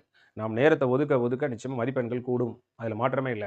அதனால நேரம் ஒதுக்குறது மூலமா நிச்சயமா மதிப்பெண்கள் கூடும். அதேபோல நம்ம படிக்கிற மெத்தட மாத்தணும். ஒரே மாரி பண்ணக்கூடாது. நான் நெறைய பேர்ட்ட பார்த்துட்டேன். காலையில இருந்து சாயங்காலம் வரைக்கும் படிப்பாங்க. சின்ன சின்ன மிஸ்டேக்ஸ் இருக்கும் அவங்கட்ட. ஒண்ணு நோட்ஸ் எடுத்து படிக்காம இருப்பாங்க. இல்ல ரிவிஷன் பண்றதுக்கு ஸ்ட்ராட்டஜி இல்லாம இருக்கும். இல்ல டெஸ்ட்டே எழுதி பார்க்காம படிப்பாங்க. இல்ல அப்படின்னு சொன்னா வேற ஏதாவது வேலை பார்த்துட்டு சிந்தனைய முழுசா இங்க கொண்டு வராம படிச்சுட்டு இருப்பாங்க. மேலோட்டமா நுனிப்புல் மேயிற மாரி படிச்சுட்டு இருப்பாங்க. கடைசி வரைக்கும் அத வாசிச்சிருப்பாங்க. அந்த பேராகிராஃப் என்ன சொல்லுதுன்னு சிந்திச்சிருக்க மாட்டாங்க.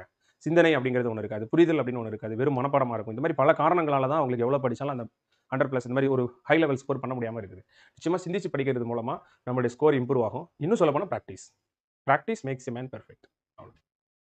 ஐயா அனுபவம் முக்கியமா? இல்ல திறமை முக்கியமா? அப்படின்னு ஸ்கில் ரொம்ப முக்கியமா? எக்ஸ்பீரியன்ஸ் ரொம்ப முக்கியமா? அப்படின்னு கேட்குறாங்க.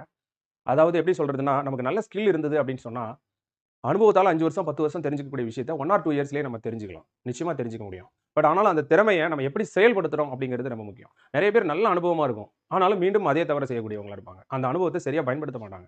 எந்த ஒரு விஷயத்திலயும் கிடைச்ச அனுபவத்த நம்ம எப்படி பயன்படுத்துறோம்ன்ற ஒரு 20 வருஷமா ஒரு தொழில் ஒருத்தர் பண்ணிட்டு இருப்பாரு. அதனால அவருக்கு ஒரு எக்ஸ்பீரியன்ஸ் இருக்கும். ஆனா அந்த எக்ஸ்பீரியன்ஸ பயன்படுத்தி எப்படி முன்னேறணும் அப்படிங்கிற எண்ணம் அவருக்கு இல்லன்னா, அந்த அனுபவத்தால பலன் இல்ல. நெறைய பேர்ட்ட திறமை இருக்கும். ஆனா அந்த திறமைய வச்சு நம்ம என்ன நெனைக்கிறோமோ அந்த காரியத்த சக்சஸ் பண்றோம். எனக்கெல்லாம் டிஎன்பிஎஸ்சி படிக்கிற பசங்க நெறைய பேருக்கு திறமை உண்டு. எல்லார்ட்டயுமே நெறைய ஸ்கில் இருக்கு. 100% சொல்ல முடியும். ஆனா இவங்க என்ன பண்ணுவாங்கன்னா, அந்த திறமைய எப்படி நம்ம வந்து நம்ம நெனைச்ச காரியத்த அடையறதுக்கு ஏத்த மாரி மோட்டிவேட் பண்றது, அத எப்படி ஸ்டிமுலேட் பண்றது அப்படிங்கிறது நெறைய பேருக்கு தெரியாம இருக்கும். அதனால ஒரு காரியத்துல ஜெயிக்கிறதுக்கு வந்து என்னைய பொறுத்தளவையில, அனுபவம் அப்படிங்கிறதுக்காக நம்ம ரொம்ப விலை கொடுக்க முடியாது. இந்த உலகத்துல ஒண்ணொண்ணையா பட்டு தெரிஞ்சுக்கணும்னா, அதுக்குள்ள இந்த life world is not enough. உலகம் நிறைவடைஞ்சதோடங்கிற மாரி எதுலயுமே நம்ம பட்டு வரணும்னா, அதுக்குள்ள இன்னைக்கு இருக்கக்கூடிய காம்படிஷனுக்கு அடுத்த லெவலுக்கு அது போயிடுது. இல்லையா? எந்த ஒரு வேலைய செஞ்சாலும் சரி, தொழில செஞ்சாலும் சரி, போட்டி பொறாம ரொம்ப ஜாஸ்தியா இருக்கு. பட்டு தான் தெரிஞ்சுக்கணும்னா முடியாது. அப்ப நம்ம என்ன பண்ணணும்? நம்ம திறமை வச்சிருக்கணும். அனுபவம் உள்ளவங்கள்ட்ட இருந்து தேவையானத வாங்கிக்கணும். வள்ளுவர் அழகா ஒரு திருக்குறள்ல சொல்றாரு, "புகழ்ந்தவை போற்றி செயல் வேண்டும். செய்யாது இகழ்ந்தாருக்கு எளிமையும் இல்" அப்படிங்கிறாரு. அனுபவம் அப்படிங்கிறத நம்ம பட்டு தெரிஞ்சுக்க முடியாது. பெரியவங்க என்ன சொல்றாங்க அப்படின்னு பாரு. "செய்வினை செய்வான் செயல்முறை, அவ்வினை உள்ளறிவாளன் உள்ளம் கொளல்" அப்படிங்கிறார். ஒரு காரியத்த செய்யறதுக்கு உனக்கு அனுபவம் போதுமானதா இல்லையா? அந்த அனுபவத்த யாருக்கனவே வச்சிருப்பாங்க பாருங்க. அவங்கள்ட்ட எந்த மாதிரி அவங்கட்ட இருந்து அப்சர்வ் பண்ணிக்கணும். அந்த வழியில நீ அப்சர்வ் பண்ணிக்கிட்டேன்னா, உங்களுடைய இயல்பாவே இருக்கக்கூடிய ஸ்கில்ல மெருகேத்துறதுக்கு சரியான அதுக்கு என்ன வேணும் அப்படின்னா, நல்ல கேட்கக்கூடிய திறன் இருந்தா போதும். அவ்வளவுதான். "செல்வத்துள் செல்வம் செவிச்செல்வம்." அதே போல தான். நாம வந்து அண்டர்ஸ்டாண்ட் பண்ணா போதும். மத்தவங்கட்ட இருந்து தகவல் அப்சர்வ் பண்றதுக்கு நாம ரெடியா இருந்தா போதும். நம்ம அனுபவம்னு தனியா வச்சிருக்கணும்னு நமக்கு அவசியமே கிடையாது. நிச்சயமா நமக்கு அவசியமே கிடையாது. இப்ப இந்த எக்ஸாம் எப்படி சார் பிரிப்பேர் பண்ணணும்ங்கறத கரெக்ட்டா நீங்க அப்சர்வ் பண்ணிட்டீங்கன்னா, 5 வருஷம் அனுபவம் தேவையில்ல இத பாஸ் ஆவறதுக்கு. ஒரே அட்டெம்ப்ட்ல நம்மளால என்ன செய்ய முடியும்? கிளியர் பண்ண முடியும். அது ஒரு தொழிலா இருந்தாலும் சரிதான். எந்த ஒரு செயலா இருந்தாலும் சரிதான். கேட்கணும். புகழ்ந்தவை போற்றி செயல் வேண்டும்னா, பெரியவங்க எது சரின்னு சொல்றாங்களோ, அத வந்து போற்றி செய்யணும். அப்படி நான் செய்ய மாட்டேன் அப்படின்னு சொன்னா, 7 பிறவியிலயுமே அந்த அனுபவத்தால நாம கத்துக்கிட்ட அனுபவத்தால நமக்கு பலன் இருக்காது. அதுக்காக காத்துட்டு இருக்க முடியாது. 7 பிறவியிலும் நமக்கு நன்மை இல்ல அப்படின்னு சொல்றாங்க. அதனால மத்தவங்க ஒரு காரியத்த செய்யறதுக்கு முன்னாடி அந்த காரியத்த ஏற்கனவே செஞ்சவங்களுடைய உள்ள கருத்துக்கள தெரிஞ்சுக்கிட்டு செஞ்சோம்னா நல்லா இருக்கும். அந்த அனுபவம் கேட்கிற ஆள் எப்படிப்பட்ட ஆள் அப்படிங்கிறதையும் கரெக்ட்டா சூஸ் பண்ணணும். சரியா? ஓகே. படிக்கணும், பாஸ் ஆகணும் அப்படிங்கிறதே ஒரு டிப்ரஷன் ஆயிருது. படிக்கணும், பாஸ் ஆகணுங்கிறதே ஒரு டிப்ரஷன் ஆயிருது. அதிலிருந்து வெளிவர என்ன சொல்லுங்க அப்படின்றாங்க. நல்லா தெரிஞ்சுக்கோங்க. அதாவது நாம கஷ்டப்பட்டு படிக்கிறோம். "இன்பம் விளையான் இடும்பை இயல் வெண்பான், துன்பம் உறுதல் இலன்" அப்படிங்கிறார் வள்ளுவர்.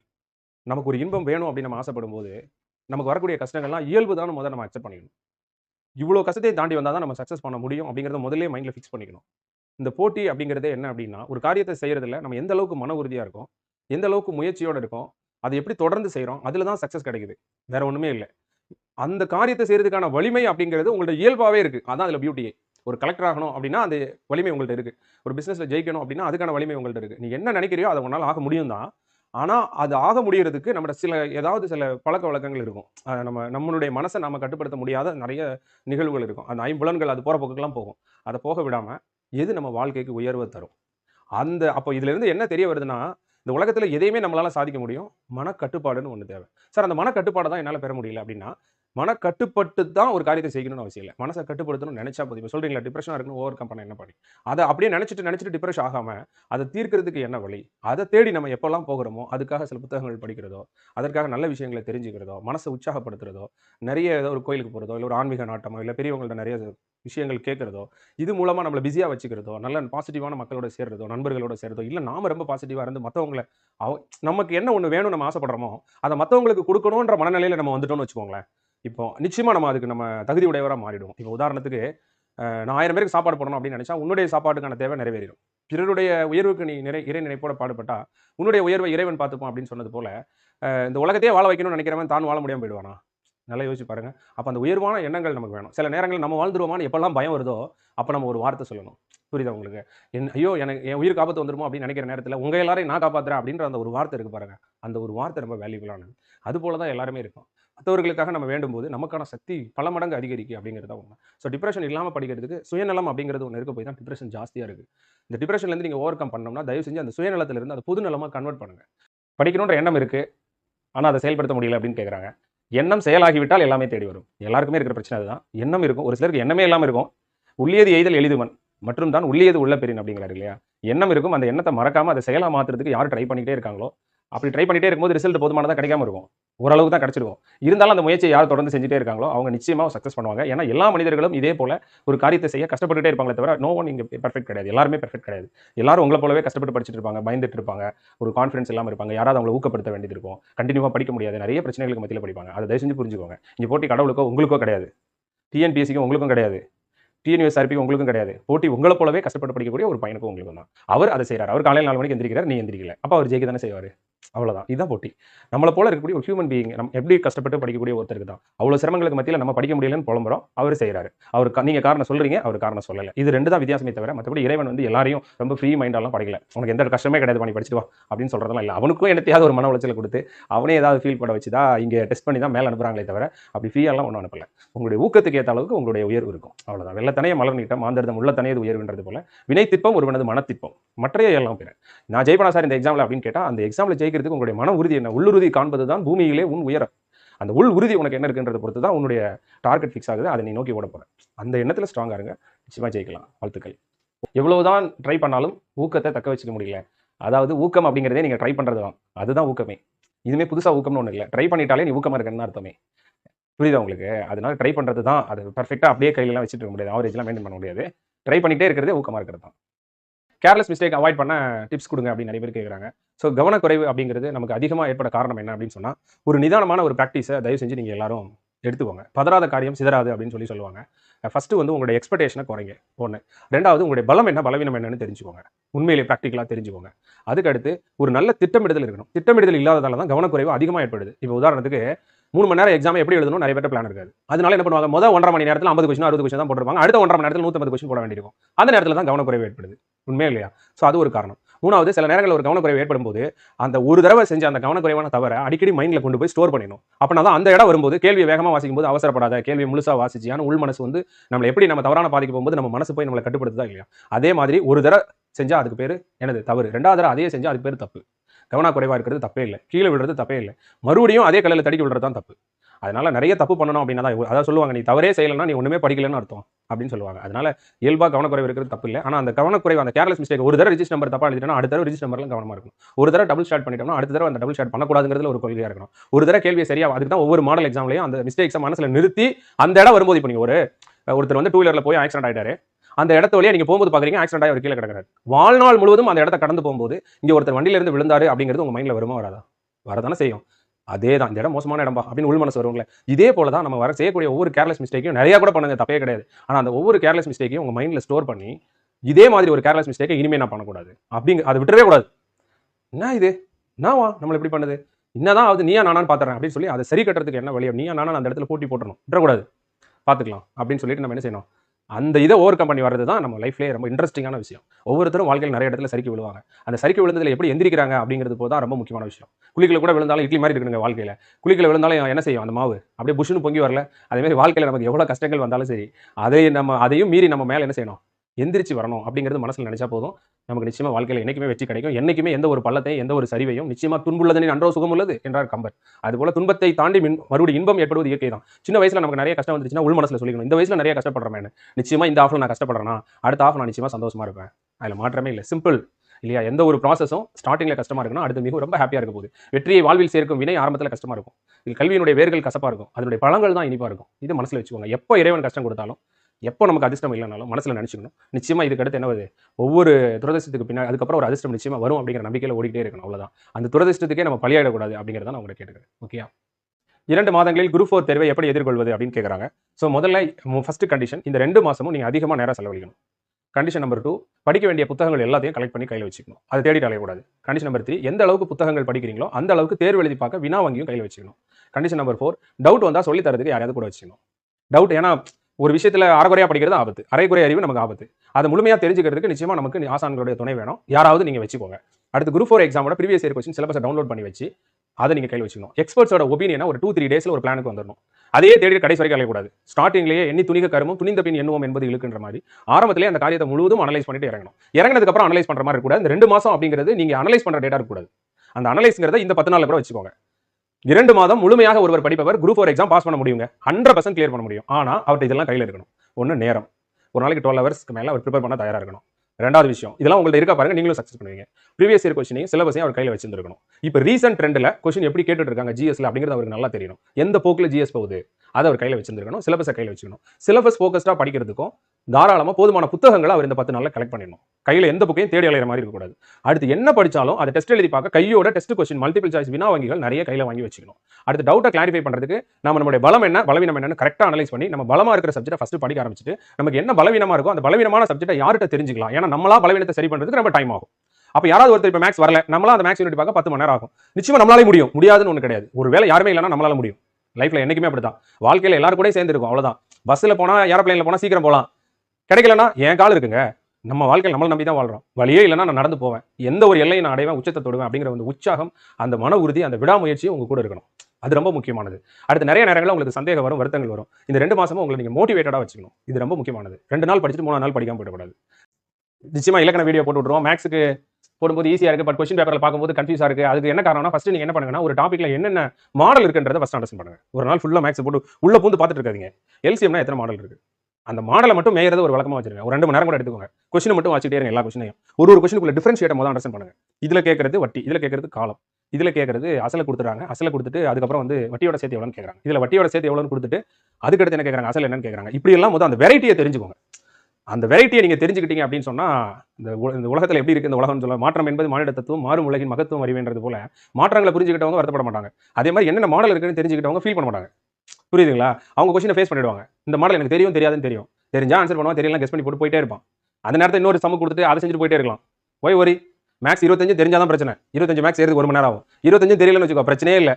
மீதி 175 கொஸ்டின் அழகா 3 மணி நேரம் பரிச்சு எழுதலாம். இந்த 25க்கு ஏதோ ஏபி சந்தோஷமா போட்டு போகலாம். இப்போ மேக்ஸ் 25 போட்டா தான் வேலை தருவாங்கலாம் கிடையாது. மீதி 175ல இந்த உலகத்தில் வாழணும்னா பலவீனத்தை முழுசா சரி பண்ணி தான் வாழணும்னு அவசியம் கிடையாது. பலவீனத்தை உணர்ந்தாலே போதும், பலத்தை வச்சே வாழ்க்கையில வாழ்ந்துடலாம். No one perfect. எல்லா பக்கமும் ஷார்ட் அடிக்க தெரிஞ்சாதான் கிரிக்கெட்ல மேல வர முடியலாம். இல்ல ஒரு பக்கம் விளையாட தெரிஞ்சா வாழ்க்கையில முன்னேறி வந்தவன் எவ்வளவு பேர் இருக்கான். புரியுதுங்களா? உன்னுடைய பலத்தை மேலும் பலப்படுத்து, பலவீனத்தை சமாளி, வாழ்க்கையில முன்னேறிக்கலாம். வரலன்னு வருத்தப்படுறதை விட வர்றதை சரி பண்ணு, அது போதும். ஓகேயா? Okay, thank you. அதுக்கு அடுத்து வெற்றியை தீர்மானிக்கக்கூடிய பாடம் எதுவா இருக்கும் அப்படின்னு சொன்னா, ஸோ 3வதா கரண்ட் அஃபேர்ஸ். ஸோ இந்த கரண்ட் அஃபேர்ஸ் உங்க எல்லாருக்கும் ஒரு 1000 கொஸ்டின்ஸ் மல்டிபிள் சாய்ஸ் வந்து சார் எப்போ இருந்து சார் கரண்ட் அஃபேர்ஸ் படிக்கணும் அப்படின்னா, ஸோ என்னைய பொறுத்தளவையில் உங்களுக்கு இந்த டிசம்பர்ல இருந்து நீங்க வந்து இப்போ இந்த மாசம் என்ன ஜூன் மாசம் இது வரைக்கும் நீங்க கட்டாயம் படிக்கிற மாதிரி இருக்கும். டிசம்பர்ல இருந்து ஜூன் மாசம் வரைக்கும் படிக்க வேண்டிய. ஜூலை 24 எக்ஸாம் கிட்டத்தட்ட 20 லட்சம் பேர் அப்ளை பண்ணதால நிச்சயமா வந்து உங்களுக்கு ஒரு ஜூன் மாசம் ஒரு 10ஆம் தேதி வரைக்கும் கரண்ட் அஃபேர்ஸ் கேட்கலாம். அதுக்கு மேல உங்களுக்கு கேட்கறதுக்கான வாய்ப்புகள் கிடையாது. ஏன்னா 20 லட்சம் கொஸ்டின் பேப்பர் பிரிண்ட் ஆகி வரணும் இல்லையா, நேரத்துக்கு கொஸ்டின் பேப்பர் பிரிண்ட் ஆயிருக்கும். பட் ஜூன் மாசம் ஒரு ஃபர்ஸ்ட் வீக் வரைக்கும் வேணா கொஸ்டின்ஸ் கேட்கலாம். இந்த கரண்ட் அஃபேர்ஸ்க்கு இப்போ நான் உங்களுக்கு டிஸ்கிரிப்ஷன்ல உங்களுக்கு நான் வந்து ஒரு 1000 கொஸ்டின்ஸ்க்கு மேல மல்டிபிள் சாய்ஸ் கொஸ்டின் இப்போ இந்த வீடியோல கீழே கொடுத்துருக்கேன். அது எல்லாத்தையும் ஃபுல்லா ப்ராக்டிஸ் பண்ணிட்டீங்கன்னா நிச்சயமா உங்களுக்கு கரண்ட் அஃபேர்ஸ்ல இருந்து எவ்வளவு சார் கொஸ்டின்ஸ் வரலாம் அப்படின்னு சொன்னா ஒரு 6ல இருந்து 8 கொஸ்டின்ஸ் வரலாம். ஒரு மினிமம் நான் எக்ஸ்பெக்ட் பண்றது. இந்த கரண்ட் அஃபேர்ஸ் கொஸ்டின் கட்டாயமா இப்போ நம்ம கொடுத்துருக்க டிஸ்கிரிப்ஷன் இருக்கிறதுல இருந்து ஒரு 3ல இருந்து 4 கொஸ்டின் அதுவே வந்துடும். அதாவது 50% ஆஃப் கொஸ்டின்ஸ் அதுலேயே நிச்சயமா கட்டாயம் வந்துடும் அப்படின்னு நான் எதிர்பார்க்குறேன். ஓகே, அது கொஞ்சம் நீங்க பாத்துக்கோங்க. ஸோ அதுக்கடுத்து பாத்தீங்க அப்படின்னு சொன்னா, ஸோ கரண்ட் அஃபேர்ஸை நீங்க ப்ரிப்பேர் பண்ணணும்னா லாஸ்ட் 6 மந்த்ல ஏதாவது மந்த்லி மேகசின் வச்சு ப்ரிப்பேர் பண்ணுங்க. இல்லையா அப்துல் ரஹ்மான் சாரோடைய நம்ம வீடியோவில் கொடுத்துருக்க மந்த்லி மேகசின் மாதிரி நிறைய நம்மளே போட்டிருக்கோம் இல்லையா, ஜனவரி பிப்ரவரி மார்ச்னு போட்டிருக்கோம், அது பார்க்கலாம். இல்லை நிறைய இன்ஸ்டியூஷன்லாம் மந்த்லியாக கொடுத்துருப்பாங்க, அதை வாங்கி ப்ரிப்பேர் பண்ணிக்கோங்க. லாஸ்ட் டைம் ப்ரிப்பரேஷனுக்குலாம் மல்டிபிள் சாய்ஸாக வச்சு ப்ரிப்பேர் பண்ணிக்கிறது நல்லது. ஒரு 2000-3000 கொஸ்டின் ஒரு கிளான்ஸ் பார்த்துட்டீங்கன்னா உங்களுக்கு கிளியரா இருக்கும். அதில் மாற்றமே இல்லை. கண்ணில் பட்ட விஷயங்களை தான் திருப்பி திருப்பி கேட்க போறாங்க, வித்தியாசமா எதுவும் கேட்க போறது இல்லை அப்படிங்கிறது தான் உண்மை. சிலர் என்ன பண்ணுவான், குருட்டுத்தனமா துணிஞ்சிருவான். இறங்குறதுக்கு ஒரு தைரியம் வேணுங்க. ஒரு 20 லட்சம் பேர் எழுதுற ஒரு போட்டித் தேர்வுல நானும் எழுத போறேன் அப்படின்னு சொல்லி வர்றதுக்கு ஒரு தைரியம் வேணுங்க. அதே ஒரு பெரிய தைரியம் தான். நிறைய பேர் அதை துணிஞ்சு இறங்கிடுவான், ஆனா ஆராயாம இறங்கிடுவான். அப்படி துணிஞ்சிட்டு நீ இறங்கினேன்னா அது உனக்கு அதற்கு பிறகு நீ ஆராய்ந்து கொள்ளலாம் என்று நினைத்தால் அது துன்பத்தை தரும், குற்றத்தை தரும்ங்கிறார். அதாவது எந்த ஒரு செயலையும் ஆராய்ந்து கொண்டு துணிஞ்சு இறங்கணும். துணிஞ்சு இறங்கிட்டு ஆராயக்கூடாது. அப்படி நீ இறங்கினதுக்கு பிறகு நீ ஆராய்ச்சி பண்ணேன். இப்ப நான் இப்ப கிளாஸ் எடுக்க வரேன்னா, இப்ப வரும்போதே நான் என்ன பண்ணணும், கிளாஸ் எடுக்க போறோம் அப்படின்னு சொன்னோம்னா டிவி இருக்கா, கரண்ட் இருக்கா, பேனா இருக்கா, எழுதுறதுக்கு எல்லாத்தையும் நான் ரெடி பண்ணிட்டு, பிடிஎஃப் இருக்கா, எல்லாத்தையும் ரெடி பார்த்துட்டு வரணும். கரெக்டா? பார்த்துட்டு அப்படி வரும்போது ஐயோ இந்த 2 திருக்குறளை சொல்ல 2 மணி நேரம் ஆகுமே, நம்மளால அவ்வளவு நேரம் பாடம் எடுக்க முடியுமா, அட பார்த்துக்கலாம் அப்படின்ட்டு நான் இங்க வரணும். புரியுதா உங்களுக்கு? 2 திருக்குறள் சொல்லும் போது பார்த்துக்கலாம் அப்படின்னு நான் வரணும். எண்ணி துணிஞ்சு வரணும். நான் இங்க வந்துகிட்டே இந்த பேனாவங்க, இந்த பிடிஎஃப் எங்க, டிவி இருக்கா, கரண்ட் இருக்கான்னு பார்த்தா அது குற்றத்தை தரும் அல்லவா, நம்ம காரியத்தை முடிக்க முடியாது இல்லையா? அதே மாதிரிதான் ஒரு முடிவெட்ட போறோமா, கத்தரிப்பான் இருக்கா, தண்ணி அடிக்கிறதுக்கு இருக்கா, எல்லாத்தையும் அனலைஸ் பண்ணிட்டு போ. வாத்தியார பாடம் எடுக்க போறியா, சாக் பீஸ் இருக்கா, போர்டு இருக்கான்னு பார்த்துட்டு போ. நீயும் அதே மாதிரி படிக்க போறியா, எல்லாத்தையும் அனலைஸ் பண்ணிட்டு இறங்கிட்டு அனலைஸ் பண்ணேனா, இறங்கிட்டு அனலைஸ் பண்ணா நிச்சயமா தாமதமாகும். நீ ஸ்மார்ட் ஒர்க் பண்ணி படிக்கிறதுங்கிறது என்னன்னா, ஆராய்ந்து கொண்டு துணிந்து இறங்கினால் அது ஸ்மார்ட் ஒர்க். இறங்கினதுக்கு அப்புறம் நீ ஆராய்ந்து ஹார்ட் ஒர்க்கா மாறிடும் தங்கம், ஹார்ட் ஒர்க்கா மாறிடும். அதுக்கு நீ பாஸ் ஆக பல வருஷம் ஆகும் தங்கம், பல வருஷம் ஆகும். இங்க போட்டி தேர்வுக்கு படிக்கிற எல்லாரும் இறங்கிட்டு தான் அனலைஸ் பண்றாங்க. யார் ஒருத்தரும் சிலபஸ் அனலைஸ் பண்ணி, ப்ரீவியஸ் இயர் கொஸ்டின் அனலைஸ் பண்ணி 4 பேர்ட்ட 4 கருத்துக்களை கேட்டலாம் கிடையாது. அறவும் கொடுக்க மணலாரி வராத பாத்துக்கலான்ற மாதிரி களத்துல இறங்கிடுறாங்க. இறங்கினதுக்கு அப்புறம் ஆராய்ச்சி பண்றாங்க. நீங்க மட்டும் இல்ல, யூபிஎஸ்சி படிக்க டெல்லிக்கு போறானே, யூபிஎஸ்சி படிக்க சென்னைக்கு போறானே, அங்க போய் தான் சிலபஸ் திருப்பி பாக்குறான், அங்க போய் தான் என்சிஆர்டி புக்கே பாக்குறான். ஒரு வருஷம் கழிச்சு திருப்பி வீட்டுல வந்து சும்மா உட்காரதுக்கான காரணம் அதுதான். எந்த ஒரு காரியத்தை செய்யறதுக்கு முன்னாடி எண்ணி துணி. ஐயோ ஐஏஎஸ் நம்மளால படிக்க முடியுமா, நல்லா அனலைஸ் பண்ணு. ஒரு பயம் வரும், முடியுமா நம்மளால, தைரியமா இறங்கு, பார்த்துக்கலாம்.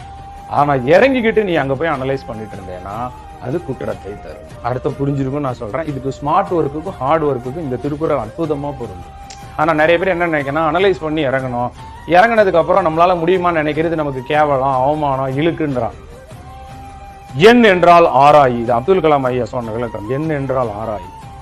ஆராய்ந்து கொண்டு அந்த காரியத்தை துணிஞ்சு இறங்கினதுக்கு அப்புறம் ஆராயாத, அது உனக்கு துன்பத்தை தரும். அது ஹார்ட் ஒர்க்கா மாறிடும். நீ பாஸ் பண்ண பல வருஷம் ஆகும். சரியா? ரிவிஷன் பண்றது எப்படின்னு சொல்லுங்க. நீங்க முதல் எவ்வளவு படிச்சிருக்கீங்கன்னு பாருங்க அஜய். அது எல்லாத்தையும் ஒரு நாள் முழுக்க நம்ம வீட்டை ஒழுங்குபடுத்துறதுக்குன்னு ஒரு குறிப்பிட்ட நேரம் ஆகும். பாத்திருக்கீங்களா? அது மாதிரி வீட்டை ஒழுங்குபடுத்துற மாதிரி இருக்கிறதெல்லாம் என்ன படிச்சிருக்கோன்னு எடுத்து வைங்க ஃபர்ஸ்ட். வச்சுட்டு ஒரு பதட்டம் இல்லாம ஒரு 10 நாள்ல அதை படிக்கணும் இதை படிக்கணும் ரொம்ப கன்ஃபியூஸ் ஆகாம முதல்ல படிச்சதை காப்பாற்றுவோம் அப்படிங்கிற மாதிரி ஒரு டைம் டேபிள், ஒரு நாளைக்கு ஒரு 2 hours 3 hours பிரிச்சு அதை ரெகுலரா அப்படியே பாருங்க. இனிமே ஒன் வேர்டு அந்த மல்டிபிள் சாய்ஸ் அந்த ஆஸ்பெக்ட்ஸ்லயே பாருங்க. புதுசா எதையும் பெரிய புத்தகங்களை எடுத்து ஸ்கூல் புக்கு வாசிக்கிற மாதிரி எதுவும் டைம் டேபிள் வச்சுக்க வேண்டாம். சரியா? இவ்வளவு நாளா படிச்சிருக்கிற நீங்க நல்லா மனசுல யோசிச்சு பாருங்க. உங்களுக்கு தன்னம்பிக்கைன்னு ஒண்ணு இருந்தா போது நீங்க ஜெயிச்சிடுவீங்க. அவ்வளவுதான். இதை எப்படி சார் நான் பூஸ்டப் பண்றது அப்படின்னு நீங்க கேக்குறீங்க பாத்தீங்களா? 100% வந்து இதை பூஸ்டப் பண்றதுக்கு நீங்க ஒரு 10 பேருக்கு தன்னம்பிக்கை கொடுங்க. இதை தான் நான் சொல்லுவேன். மற்றவங்க எல்லாத்தையும் பேசுங்க. மாப்பிள்ள நல்லா பண்ணிடலாம் மாப்பிள்ள, இந்த வட்டம் நம்ம தான் ஜெயிக்கிறோம், நீ எதை பத்தியும் கவலைப்படாத, நீ உனக்கு தெரிஞ்ச கொஸ்டினை மட்டும் தப்பு போடாம இரு, ரிவிஷன் மட்டும் நீ கரெக்டா பண்ணிக்கோ, நீ படிச்சு ஏன்ட ஒப்பி மாப்பிள்ள, நான் படிச்சு ஓண்ட ஒப்பிக்கிறேன், நிச்சயமா நம்ம 2 பேரும் சக்சஸ் பண்ணுவோம். இப்படி உன்னை கண்ணில் படுறவங்களை எல்லாம் மோட்டிவேட் பண்ணு, 4 பேருக்கு அவங்க ரிவிஷன் பண்றதுக்கு ஹெல்ப் பண்ணு. ஸோ இந்த மாதிரி நீங்க ப்ரிப்பேர் பண்ணி வந்தீங்கன்னா நீங்க வந்துடலாம். சரியா? நம்மளை நாமளே எப்படி உற்சாகப்படுத்திக்கிறது அப்படின்னா, முதல்ல நம்மளுடைய நாட்களை ரொம்ப கவனிக்கணும். ஒவ்வொரு நாளையும் பயனுள்ளதாக நம்ம செலவழிக்க ஆரம்பிச்சிட்டோம்னாலே ஆட்டோமேட்டிக்கா நம்ம என்ன செய்ய ஆரம்பிச்சோம், நல்ல விஷயங்களை தேட ஆரம்பிச்சோம். நம்மளுடைய எண்ணங்களை சரி பண்றதுக்காக அது ரிலேட்டடான தேடுதலை நீங்க முதல்ல ஆரம்பிங்க. நிறைய திருக்குறள் படிங்க, நிறைய தன்னம்பிக்கை புத்தகங்கள் வாசிங்க, இலக்கிய புத்தகங்கள் வாசிங்க, நல்லவர்களுடைய நட்பு கொண்டாடுங்கள், அவங்கள்ட்ட போய் உட்காந்து நல்ல விஷயங்களை கேளுங்க. இது மூலமா நாம வந்து சிலர் பார்த்தாலே ஒரு செல்ஃப் மோட்டிவேட்டட் ஆக ஆரம்பிச்சிடுவோம். புத்தகங்கள் உள்ள சில வாசகங்கள் எல்லாம் எங்க பார்த்தாலும் ஒட்டி வைங்க. அதை பார்க்கும்போது உங்க மனசுல ஒரு நாளா ஒரு வார்த்தை எழுதி வச்சிருந்தேன், நாட்களை வீணாக்கி விட்டோம் என்று வருத்தப்பட்டோம் என்றால் அதை சரி செய்ய ஒரே வழி நாட்களை பயன்படுத்துவதுதான் அப்படின்னு முகமது அலிங்கிற ஒரு புத்திச்சண்டை வீரர் சொல்லியிருக்காரு. என்ன அற்புதமான ஒரு வாசகம் பாருங்க. நிறைய நேரம் நம்ம வந்து நாட்களை வீணாக்கிட்டு நம்ம போட்ட டைம் டேபிள் சரியா ஃபாலோ பண்ண முடியாம வருத்தப்படுவோம். அப்படி வருத்தப்பட்டு இருக்க நேரத்துல தான் இந்த வாசகத்தை பார்த்தோம்னு வச்சுக்கோங்க, டயத்தை வேஸ்ட் பண்ணிட்டியா, ஃபீல் பண்ணாத, இப்ப இருக்கிற டயத்தை யூஸ் பண்ணு, அதுதான் அதுக்கு ரெமடி, ஓகே அப்படின்னு சொல்லிட்டு இப்ப உடனே உட்காந்துடலாம். நம்ம நிறைய நேரம் ஃபீல் பண்ணி அதுக்கு நிறைய நேரம் வேஸ்ட் பண்ணிடுறோம். படிங்க, படிச்சா மட்டும்தான் வாழ்க்கை, வேற வழியே கிடையாது. There is no alternate for hard work. கடின உழைப்புக்கு மாற்று எதுவுமே கிடையாது. படிப்பால் மட்டும்தான் எல்லாருக்கும் நம்ம பதில் சொல்ல முடியும். நம்பிக்கையோட ஓடிக்கிட்டே இருங்க. உங்களுடைய வெற்றி சத்தத்தை ஏற்படுத்தட்டும். உங்கள் உழைப்பு என்னைக்கும் சைலண்டாக இருக்கட்டும். நிலையின் தெரியாது அடங்கியான் தோற்றம் மலையினும் மான பெரியது. ஏதோ குழந்தைங்களை வச்சுட்டு ஃபேமிலியை வச்சுட்டு கஷ்டப்பட்டுட்டு இருக்கா, இந்த பொண்ணு அங்கே நிற்கிறா இங்கே நிற்கிறான்னு சொன்னாங்க. திடீர்னு ஒரு நாள் ரிசல்ட்டில் பேப்பரில் உங்கள் பேர் வரணும். அந்த அளவுக்கு நீங்கள் சக்ஸஸ் பண்ணணும். நல்லா படிங்க. தேங்க்யூ. நீங்க படிக்கிற பிள்ளைங்க நம்ம அதாவது எப்படி சொல்லுங்க, செருநரை காணின் சுமக்க இருவரை காணின் கிழக்காம் தலைங்கிறார் வள்ளுவர். பகைவரை காணும் போது பணிந்து சொல், அவரை நீ பணிந்துதான் நீ போகணும், பணிந்தே செல். அவருக்கான நேரம் வரும்போது அவர் நிலைமை தலைகீழ மாறும். அது வரைக்கும் நீ உன்னுடைய திறமையை வந்து நீ அதிகரிச்சுக்கிட்டே இரு. சரியா? யாரையும் அவ்வளவு சீக்கிரத்துல எதிர்த்துறாத. இது வந்து புலி வந்து பதுங்கிறது பாயத்தான்னு சொல்லுவாங்க இல்லையா? அதனால நம்ம ஒரு ஆட்டுக்கடா பின்வாங்கக்கூடிய தன்மை உடையது. ஊக்கமுடையான் ஒடுக்கம் பொறுத்தகர் தாக்கற்கு பேரும் தகைத்துன்ற மாதிரி யாரையா சண்டை போடுற மாதிரி சூழ்நிலை வந்தா படிக்கிற நேரத்தில் அந்த மாதிரி எதுவும் போட்டுடாத, அவசரப்படாத. நீ அவசரப்பட்டேன்னா உன் கடைசி வரைக்கும் நீ அவங்களை ஜெயிக்கவே முடியாது. அவங்க என்ன எதிர்பார்த்தாங்களோ அது நடந்துரும். நீ தோத்த கணக்கு தான் அது. இன்னைக்கு சண்டையில நீ எடுத்து அடிச்சிடலாம், ஆனா வாழ்க்கையில் நீ தோத்துடுவ. அதை நல்லா பாத்துக்கோ. ஆனா ஒரு விஷயம் நல்லா சொல்றேன் கேளுங்க, நல்ல மார்க் எடுத்த ஒரு 5000 பேர் மினிமம் உங்களுக்கு காம்படிஷன்ல கிடையாது. டிஎன்பிஎஸ்சி குரூப் 4 படிக்கக்கூடிய மாணவர்களுக்கு எல்லாம் ஒரு நற்செய்தி. சிறப்பாக படிக்கக்கூடிய ஒரு 5000 மாணவர்களாவது, 60,000 பேர் மெயின் செலக்ட் ஆயிருக்காங்க, செலக்ட் ஆக போறாங்க. அதுல ஒரு 5000 மாணவர்களாவது சிறப்பாக படிக்கக்கூடியவங்க, உங்களுடைய ஒரிஜினல் காம்படிட்டர், அவங்க டிஎன்பிஎஸ்சி குரூப் 2ல மூழ்கிட்டாங்க. ஏன்னா அது எப்படி சொல்றதுன்னா, அது ஒரு குரூப் 2 மெயின்ஸ் படிக்கிறது அப்படிங்கிறது ஒரு இனிஷியலா கொஞ்சம் வந்து ஸ்ட்ரகிள் ஆகும். எப்படி படிக்கன்னு தெரியாது, ஐயோ என்ன புக்கை தேடன்னு தெரியாது, புக்ல இருந்து எப்படி நோட்ஸ் எடுக்கன்னு தெரியாது, எப்படி கொஸ்டினுக்கு ஆன்சர் பண்ணன்னு தெரியாது, எழுதுறதுக்கு கை வலிக்கும், எழுத முடியாது, நிறைய நேரங்கள்ல டிசப்பாயின்மெண்ட் நிறைய இருக்கும். அதெல்லாம் தாண்டி அவன் வரணும் பாருங்க. இப்ப பூரா அவன் அந்த ஸ்டேஜ்ல இருக்கான். இப்ப குரூப் 2 குரூப் 4 அப்படின்ட்டு குரூப் 2 தான் தைரியமா முடிவு எடுத்தவங்க இப்ப கன்ஃபியூஷன்ல இருக்கான். என்னடா பண்றது, இந்த ஷெட்யூல பார்த்தாலே இப்ப பாதி பேர் ஓடியாந்துருவான் குரூப் 2ல இருந்து குரூப் 4க்கு. அப்படிப்பட்ட ஒரு பெரும் கூட்டம் இருக்கிறது, அதுக்கு மாற்று கருத்தே இல்ல. அவங்களெல்லாம் நீ ஓவர்டேக் பண்ண ஒரே வழி இப்ப நீ உட்காந்து படிக்கிறது தான். இந்த 15 நாளா சந்தோஷமா நீ படிச்ச பாரு, அதுல நீ அவங்க எல்லாம் கிட்டத்தட்ட ஓவர்டேக் பண்ணிட்ட. ஏன்னா அவங்க நம்ம விட்டுட்டமே அப்படிங்கிற ஒரு ஃபீல் அவங்களுக்கு இருந்துட்டு இருக்கு. அந்த 5000 காம்படிட்டர் நீ ஓவர்டேக் பண்ணி முன்னாடி ஜெயிச்சு வா. உனக்கு கிடைச்ச மிக அருமையான ஒரு வாய்ப்பு, இந்த வாய்ப்பை விட்டுடாது. குரூப் 4 பொறுத்தளவுல ஈஸின்னு சொல்றதை விட குரூப் 4ல 60,000 பேர் கூப்பிட்டதால அது ஈஸி, இல்லைன்னா அது டஃபானது. இதுல 5000 பேர் நம்ம கூப்பிடுறதால, வேகன்சி ஸ்பிளிட் பண்றதால இது அதே கொஸ்டினை கேட்டா இதே குரூப் 4க்கு ரொம்ப டஃப் தான். இந்த விட ஜிஎஸ் வந்து கொஞ்சம் எளிமையா தான் இருக்கும். அதனால கட் ஆஃப் வந்து இப்ப இதே குரூப் 2 கொஸ்டினுக்கே பாருங்களேன், 5000 பேர்னா 160க்கு மேல போட்டவங்க 5000 பேர் இருப்பாங்க, நிச்சயமா இருப்பாங்க. ஜிஎஸ் டஃப்க்கு 160 மேல போட்டவங்க 5000 பேர் இருப்பாங்க. இதே கொஸ்டின் அப்ப குரூப் 4 இருந்துச்சு அப்படின்னு சொன்னா நிச்சயமா வந்து ஜிஎஸ் இவ்வளவு டஃப் இருக்காது. அப்போ ஒரு 170 பிளஸ் 175 180 பிளஸ் கூட தாராளமா வரலாம். தமிழ் எல்லாரும் 85 to 90 போட போறாங்க, மேக்ஸ் 20 போட போறாங்க. ஜிகே என்னாலும் 45ல இருந்து 55 கொஸ்டின் போடுற மாதிரி தான் குரூப் 4 கொஸ்டின் இருக்கும். அதுல மாற்றமே இல்லை. வாழ்க்கை ஒரு போர்க்களம், வாழ்ந்துதான் பார்க்கணும்னு சொன்னாங்க இல்லையா? அதனால இந்த போட்டித் தேர்வு அப்படிங்கிறத வந்து 2-3 விதமா நீங்க அணுகணும். ஒண்ணு வந்து இது முடிவல்ல அப்படிங்கிற எண்ணம் மனசுல இருக்கணும். 2வது, கற்றல் என்பது மனப்பாடம் மட்டும் கிடையாது. அது வந்து ஒரு தெரிதலோட, ஒரு புரிதலோட, ஒரு சிந்தித்தலோட, வாழ்க்கையில பல உயர்வான எண்ணங்களை மனசுல விதைக்கிறதோட, பலருக்காக தோளோடு தோள் நின்று நல்லாண்மை என்பது ஒருவன் தான் பிறந்த இல்லாண்மை ஆக்கிக் கொள்ளல் அப்படிங்கிறது போல, ஒரு நல்ல ஆண்மகனுடைய அடையாளம் தான் பிறந்த குடியை தன் தோளிலே தூக்கி சுமப்பது. அது போல ஒரு நல்ல படிப்பாளனுடைய ஒரு அடையாளம் அப்படிங்கிறது தான் சார்ந்திருக்கக்கூடிய இந்த சமுதாயத்தை தன் படிப்பின் மூலமாக, தன் திறமையின் மூலமாக, தன்னுடைய அறிவின் மூலமாக இந்த உலகத்தை ஒரு ஜான் உயர்த்தி பிடிக்க வேண்டும் என்ற அந்த சிந்தனைக்கு பேரு தான் படிப்பு இல்லையா? அதனால இந்த மனப்பாட படிப்புக்கு ஏற்படக்கூடிய ஒரு சின்ன சின்ன நெருடல்கள், சின்ன சின்ன எப்படி கன்சிடரேஷன், ஒரு பதிலீடு, ஃபீட்பேக், அதாவது ரிசல்ட்ஸ் அப்படி சொல்லலாம், அதெல்லாம் கிடைக்கலன்னா வருத்தப்படாது. உன் கடமை என்னவோ அதை செய், அவ்வளவுதான். நான் கஷ்டப்பட்டு படித்தேன். சமகாலத்தில் என்னைய போலயே என் நண்பர்கள் நிறைய பேர் கஷ்டப்பட்டு படிக்கிறாங்க. ஸோ நான் எனக்கு நல்லதோ கெட்டதோ எல்லாமே நான் அவங்க கூட அவங்கள போல தானே நானும் இல்லையா? இது இயல்பா நீங்க திங்க் பண்ணிட்டீங்கன்னா, என்னைக்குமே நம்ம டார்கெட் ஹையா இருந்தாலோ, இதோட லைஃப் முடியல, the world is not enough அப்படிங்கிற எண்ணம் இருந்தாலோ, இல்ல நான் சமுதாயத்துக்காக படிக்கிறேன் அப்படிங்கிற எண்ணம் இருந்தாலோ, இன்னும் நான் டிஎஸ்பி குரூப் 1 யூபிஎஸ்சி எல்லாம் படிக்க போறேன் அப்படிங்கிற எண்ணம் இருந்தாலோ, இல்லையா இது பிளான் ஏ இன்னும் பிளான் பிசி என்கிட்ட இருக்கு அப்படிங்கிற மாதிரி எண்ணம்லாம் இருந்தாலோ, ஸோ இப்படி என்ன இருந்தாலும் இந்த தேர்வை எழுதுறவங்க ரொம்ப ரிலாக்ஸா எழுதுவாங்க. இதுதான் அப்படின்னு சொல்லி ரொம்ப ப்ரெஷர் ஆகிறவங்க தான் இந்த தேர்வை நினைச்சு ரொம்ப வருத்தப்படுவாங்க. ஸோ அந்த மாதிரி நீங்க நினைக்காதீங்க. இது the world is not enough, உலகம் இதோட நிறைவடைய போறதில்லை. இன்னும் நிறைய விஷயங்கள் நீங்க பார்க்க போறீங்க. ஸோ ஒரு வெற்றிக்கு பிறகு கட்டாயமாக வந்து வாழ்க்கை நல்லதா இருக்கும்னு எந்த ஒரு சட்டமும் கிடையாது. ஒரு தோல்விக்கு பிறகு வாழ்க்கை நல்லாவே இருக்காது அப்படின்னு சொல்லி எந்த விதமான சட்டமும் கிடையாது. ஸோ நம்மளோட நம்பிக்கைன்னு ஒன்று இருக்க வரைக்கும் நம்ம வாழ்க்கை என்னைக்குமே நிறைவாகாது, அதாவது வெறுமை அடையாது. சரியா? உனக்கு நம்பிக்கை இருந்துச்சு அப்படின்னு சொன்னா இந்த கடவுளே உனக்கு தேவையில்லை. உனக்கு உண்மையிலே நம்பிக்கை இல்லைன்னா அந்த கடவுளே கூட இருந்தாலும் பலன் இல்லை. அதனால இப்போ நம்பிக்கையை போற்றக்கூடிய நேரம் இது. அதனால தன்னம்பிக்கையோட தேர்வை எல்லாரும் எதிர்நோக்கணும் அப்படின்னு நான் உங்கள்கிட்ட கேட்டுக்கிறேன். ஸோ ஒரு இன்னைக்கு உன்னுடைய கனவுக்காக நீ ஓடலைன்னா நாளைக்கு யாரோ ஒருத்தருடைய கனவுக்காக நீ ஓட வேண்டிய சூழ்நிலை வந்துடும். அதனால இப்பவே உன்னை மாத்திக்கோ. இடி புரிந்து எல்லும் சொல் கேட்பர், மடி புரிந்து மாண்ட உழைச்சு முன்னேற்றுபவர் அப்படிப்பாரு. அதாவது இடி புரிந்து எல்லும் சொல் கேட்பர், மடி புரிந்து மாண்ட உன்னற்றுபவர்னா, யார் ஒருத்தர் இப்போ தான் கனவை நிறைவேற்றுறதுக்காக சோம்பல் இல்லாம ஓடலையோ அவர் நிச்சயமா கண்டவெல்லாம் நம்மளை திட்டுற மாதிரி ஒரு நிலைமைக்கு நம்ம வந்துடுவோம். போறவெல்லாம் நமக்கு அட்வைஸ் பண்ணிடுவோம். நல்லா தெரிஞ்சுக்கணும். இப்போ நீ சரி பண்ணிக்கலன்னா எல்லார்ட்டையும் நீ இடிச்சொற்கள், எள்ளும் சொற்கள், இழிவான சொற்கள் கேட்க வேண்டிய சூழ்நிலை வந்துடும். அதனால சீக்கிரமே உன்னைய நீ திருத்திக்கோ. அதனால நினைச்சது நினைச்சபடி நம்ம அடையணும் அப்படின்னு சொன்னா, எண்ணியர் எண்ணியாங்கு எய்தணும்னா எண்ணியர் திண்ணியராக இருக்க வேண்டும். அதுல அவர் மறக்காம உள்ளியது அவரை எய்ய முடியும் இல்லையா? அதெல்லாம் சொன்னாங்க. ஒரு இலக்கையோ ஒரு குறிக்கோளோ எடுத்துட்டு அதை பத்தியே சிந்திச்சுக்கிட்டு இருந்தாலே நிச்சயமா அதற்கான வழிகள் பிறந்துடும். அதுபோல படிக்கணும்னு நினைச்சாலே காலையில கரெக்டா எந்திரிச்சிருவோம். நாம நம்ம மைண்டுக்கு கொண்டு போய் காலையில் நம்ம எந்திரிக்கணும், அந்த படிப்பினுடைய சுகத்தை அனுபவிக்கணும்னு நினைக்கணும். எல்லா தேச தலைவர்களிடமிருந்தும் பெருந்தலைவர்களிடமிருந்து நல்ல விஷயங்களை எடுத்துக்கிட்டு அதை மனசுக்குள்ள கொண்டு போய் உங்க மனசாட்சி படி நீங்க செயல்படுத்தும் என்னுடைய ஆசை. இந்த மாதிரி வீட்டில் வந்து நிறைய கணவர்களும் நிறைய மனைவிமார்களும் ஒரு டார்கெட் பண்ணிக்கிட்டு இருக்கிறாங்க படிக்க சொல்லி. படிச்சிருக்கோம் சரியா, எல்லாருக்கும் இதே சூழ்நிலை தான். கிரிக்கெட் பிளேயர் பேட்டை தூக்கிட்டு டெய்லி 100 அடிக்கணும் 150 அடிக்கணும்னு போறாரு. உண்மைதானே? ஆனால் 100 150 அடிச்சுட்டா வராரு. ஒரு நாள் போல்ட் ஆகிறாரு, ஒரு நாள் 50 அடிக்கிறாரு, ஒரு நாள் 30 அடிக்கிறாரு. அந்த மாதிரி நல்லதோ கூடையோ குறையவோ எல்லாரோட எண்ணமும் எக்ஸாம் பாஸ் பண்ணணும், நம்ம லைஃப் அடுத்த லெவலுக்கு லிஃப்ட் பண்ணணும் அப்படிங்கிறது தான். யாரும் ஒன்றும் சும்மாலாம் இல்லை. அவங்கவுங்க சூழ்நிலை மனநிலை எல்லாருக்கும் டெய்லி 150 அடிக்க முடியாது இல்லையா? ஆவரேஜாக 4 மணி நேரம் 5 மணி நேரம் தான் யாராக இருந்தாலும் படிக்க முடியும். ஒரு நாளைக்கு 16 மணி நேரம், ஒரு 12 மணி நேரம் ஃபீல் பண்ணுவான் மனுஷன். ஃபீல் பண்ணுறது தப்பு இல்லை, வாழ்க்கையில் அது உயர்வு தான். கடமையை செஞ்சுருக்கோம், சில நேரங்களில் கடமையை சரியாக செய்யலைன்னு வருத்தப்பட்டால் கூட அது கூட ஒரு ப்ராக்ரஸ் தான்.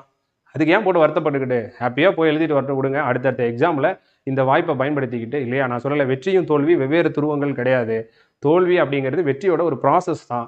80% படிச்சுட்டு 20% முடிக்காததால கிடைக்கல அப்படின்னு சொன்னால், ஒருவேளை இன்னொரு 20% முடிச்சா கிடைக்கும் அப்படிங்கிற அந்த வழிதானே தவிர இது ரெண்டு ஆப்போசிட் சைடு கிடையாது. இதோட ப்ராசஸ் தான் அது.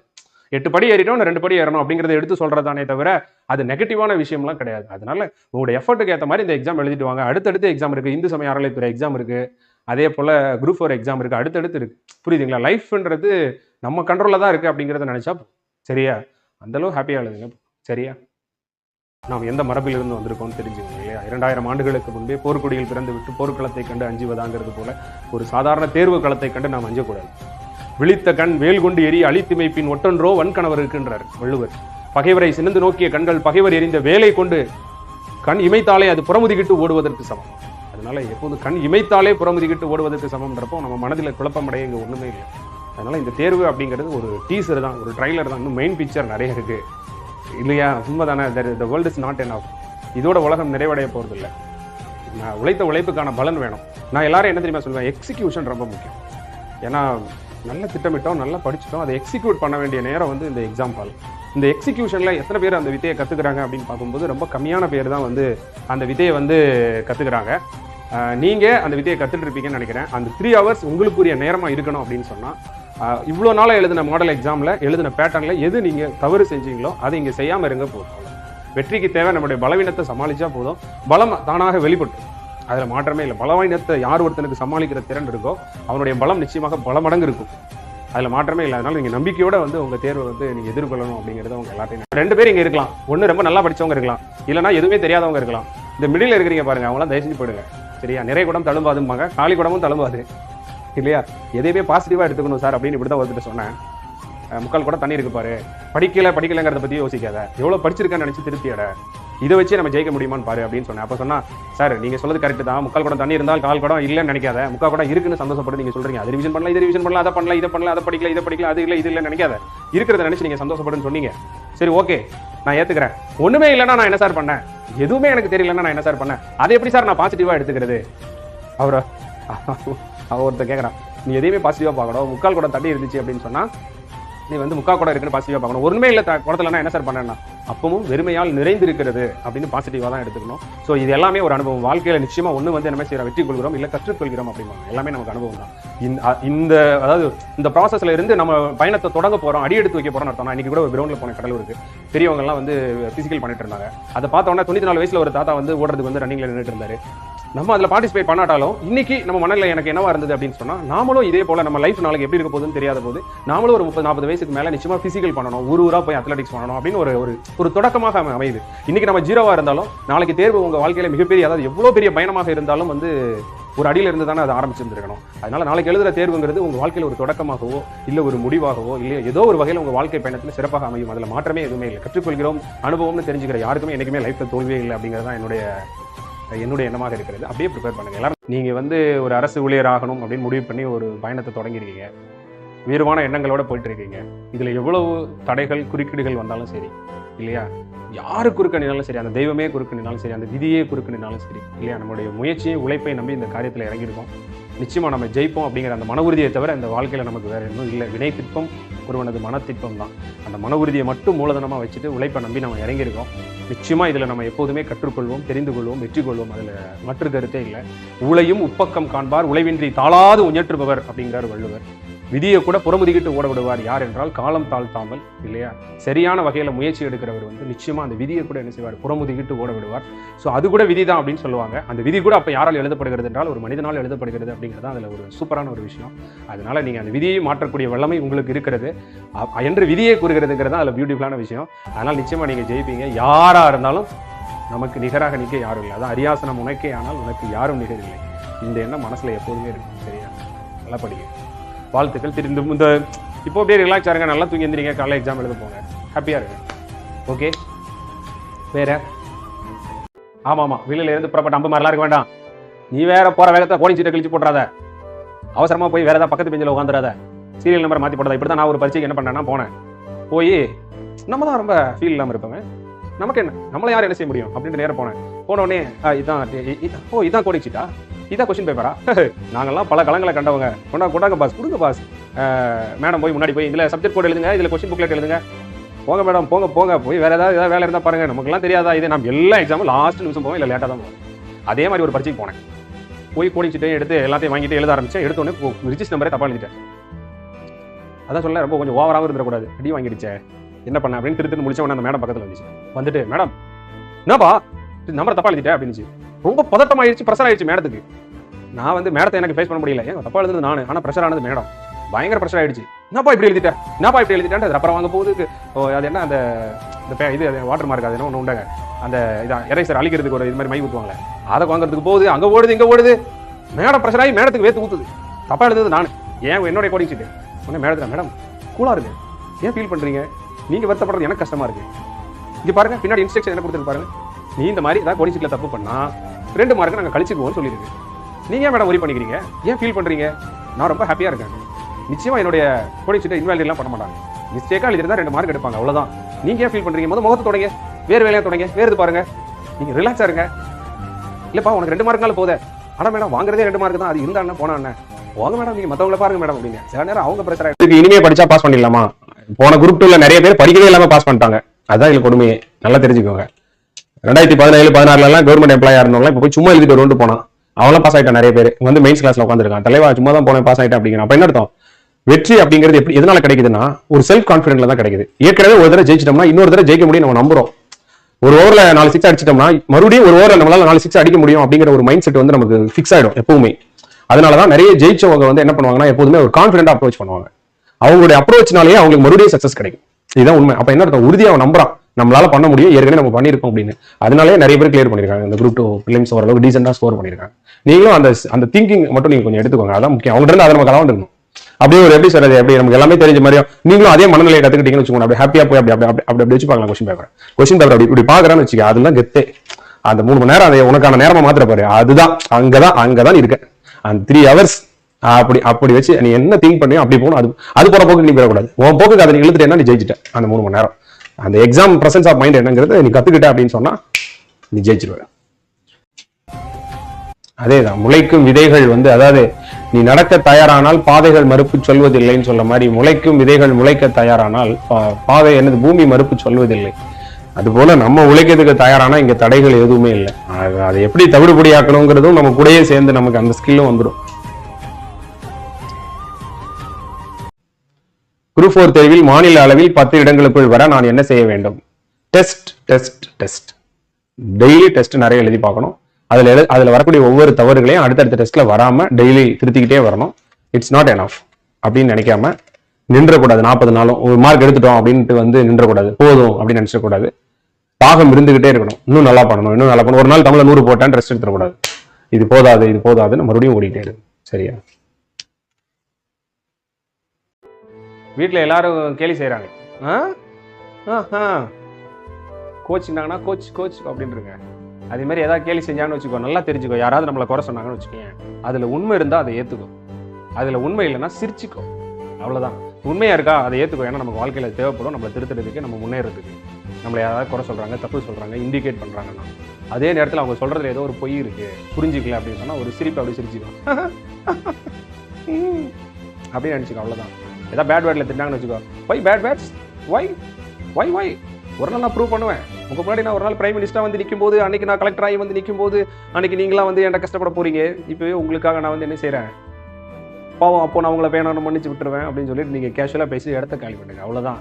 அந்த அளவுக்கு நம்ம என்ன செய்யணும், யாரும் ஒருத்தரும் நம்மளை வந்து நம்மளுடைய சொல்லுவாங்க இல்லையா, மற்றவர்கள் நம்ம இதயத்தில் சில விரும்பாத நபர்கள் நம்ம இதயத்தில் வந்து குடிக்கொள்றதுக்கு நாமளே அனுமதிக்கக்கூடாது.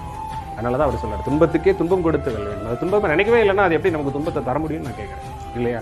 நிறைய நேரங்களில் சிலர் நம்மளை வந்து டார்கெட் பண்ணுறதே நம்மளை எப்படியா சிந்திக்க வச்சு வருத்தப்படணும் தான். சிந்திக்கவே இல்லைன்னு வச்சுக்கோங்களேன், அவங்க ஃபெயிலியர் ஆகிடுவாங்க ஆட்டோமேட்டிக்காக இல்லையா. ஓகே, வேற இவ்வளோ சுறுசுறுப்பாக நம்ம வந்து மோட்டிவேட் பண்ணுறோமே, ப்ராக்டிக்கலாக யோசிச்சு பார்த்தோன்னு வச்சுக்கோங்களேன். ஏன்னா நிறைய பேர் என்கிட்ட கேட்குறாங்க, சார் அந்த திருக்குறள் சொல்லி மோட்டிவேட் பண்ணுங்க, இந்த திருக்குறள் சொல்லி மோட்டிவேட் பண்ணுங்க. ஒரு ஸ்டூடெண்ட் கூட ஒருத்தர் கேட்டார், அவருக்காண்டி கூட ஒரு திருக்குறள் சொன்னேன், பழைய திருக்குறள் ஒன்று சார், அது சூப்பராக இருந்துச்சு சார், அதை சொல்லி மோட்டிவேட் பண்ணுங்க. பெரியது கூறுங்கோட்டது ஆயினும் யானை வெறுவும் புலிதா குறின். யானை உருவத்தில் பெரியதாக இருந்தாலும், கூர்மையான தந்தங்களை உடையதாக இருந்தாலும், உருவத்தில் சிறிய புலி ஊக்கத்தோடு தாக்கும் போது யானை பயப்படும். அதே போல் எவ்வளவு பெரிய கஷ்டமான பரீட்சைனா என்ன, வா பார்த்துக்கலாம். தேர்வுத்தாளில் தெரியுது தெரியல, அந்த துணிச்சல், அந்த தைரியமாக எதிர்கொள்ளக்கூடிய விதம், கடைசி வரைக்கும் விட்டு கொடுக்க மாட்டேன், இதுக்கு ஆன்சர் பண்ண ட்ரை பண்ணுவேன் அப்படின்னு நினைக்கிறேன் பாருங்க. அது நிச்சயமாக நம்மளை வந்து அந்த தேர்வு 3 மணி நேரம் நமக்குரியதாக மாற்றும். அதில் மாற்றம் இல்லை. கடைசி வரைக்கும் நம்பிக்கையோட யார் இருக்கா, அதுதான் ரொம்ப முக்கியம். நான் கூட நேற்று சொல்லியிருந்தேன், தேர்வில் முதல் வினாவை நம்ம எப்படி அணுகிறோமோ அதே போல் கடைசி வினா வரைக்கும் நம்ம அணுகக்கூடிய ஒரு திறன் பெற்றிருந்தாலே நாம் வந்து முதல்நிலை தேர்வை ஈஸியாக வந்து நம்ம என்ன செஞ்சிடலாம், வெற்றி பெற்றலாம். அந்த மாதிரி நீங்கள் அணுகணும் அப்படின்னு நான் கேட்டுக்கிறேன்.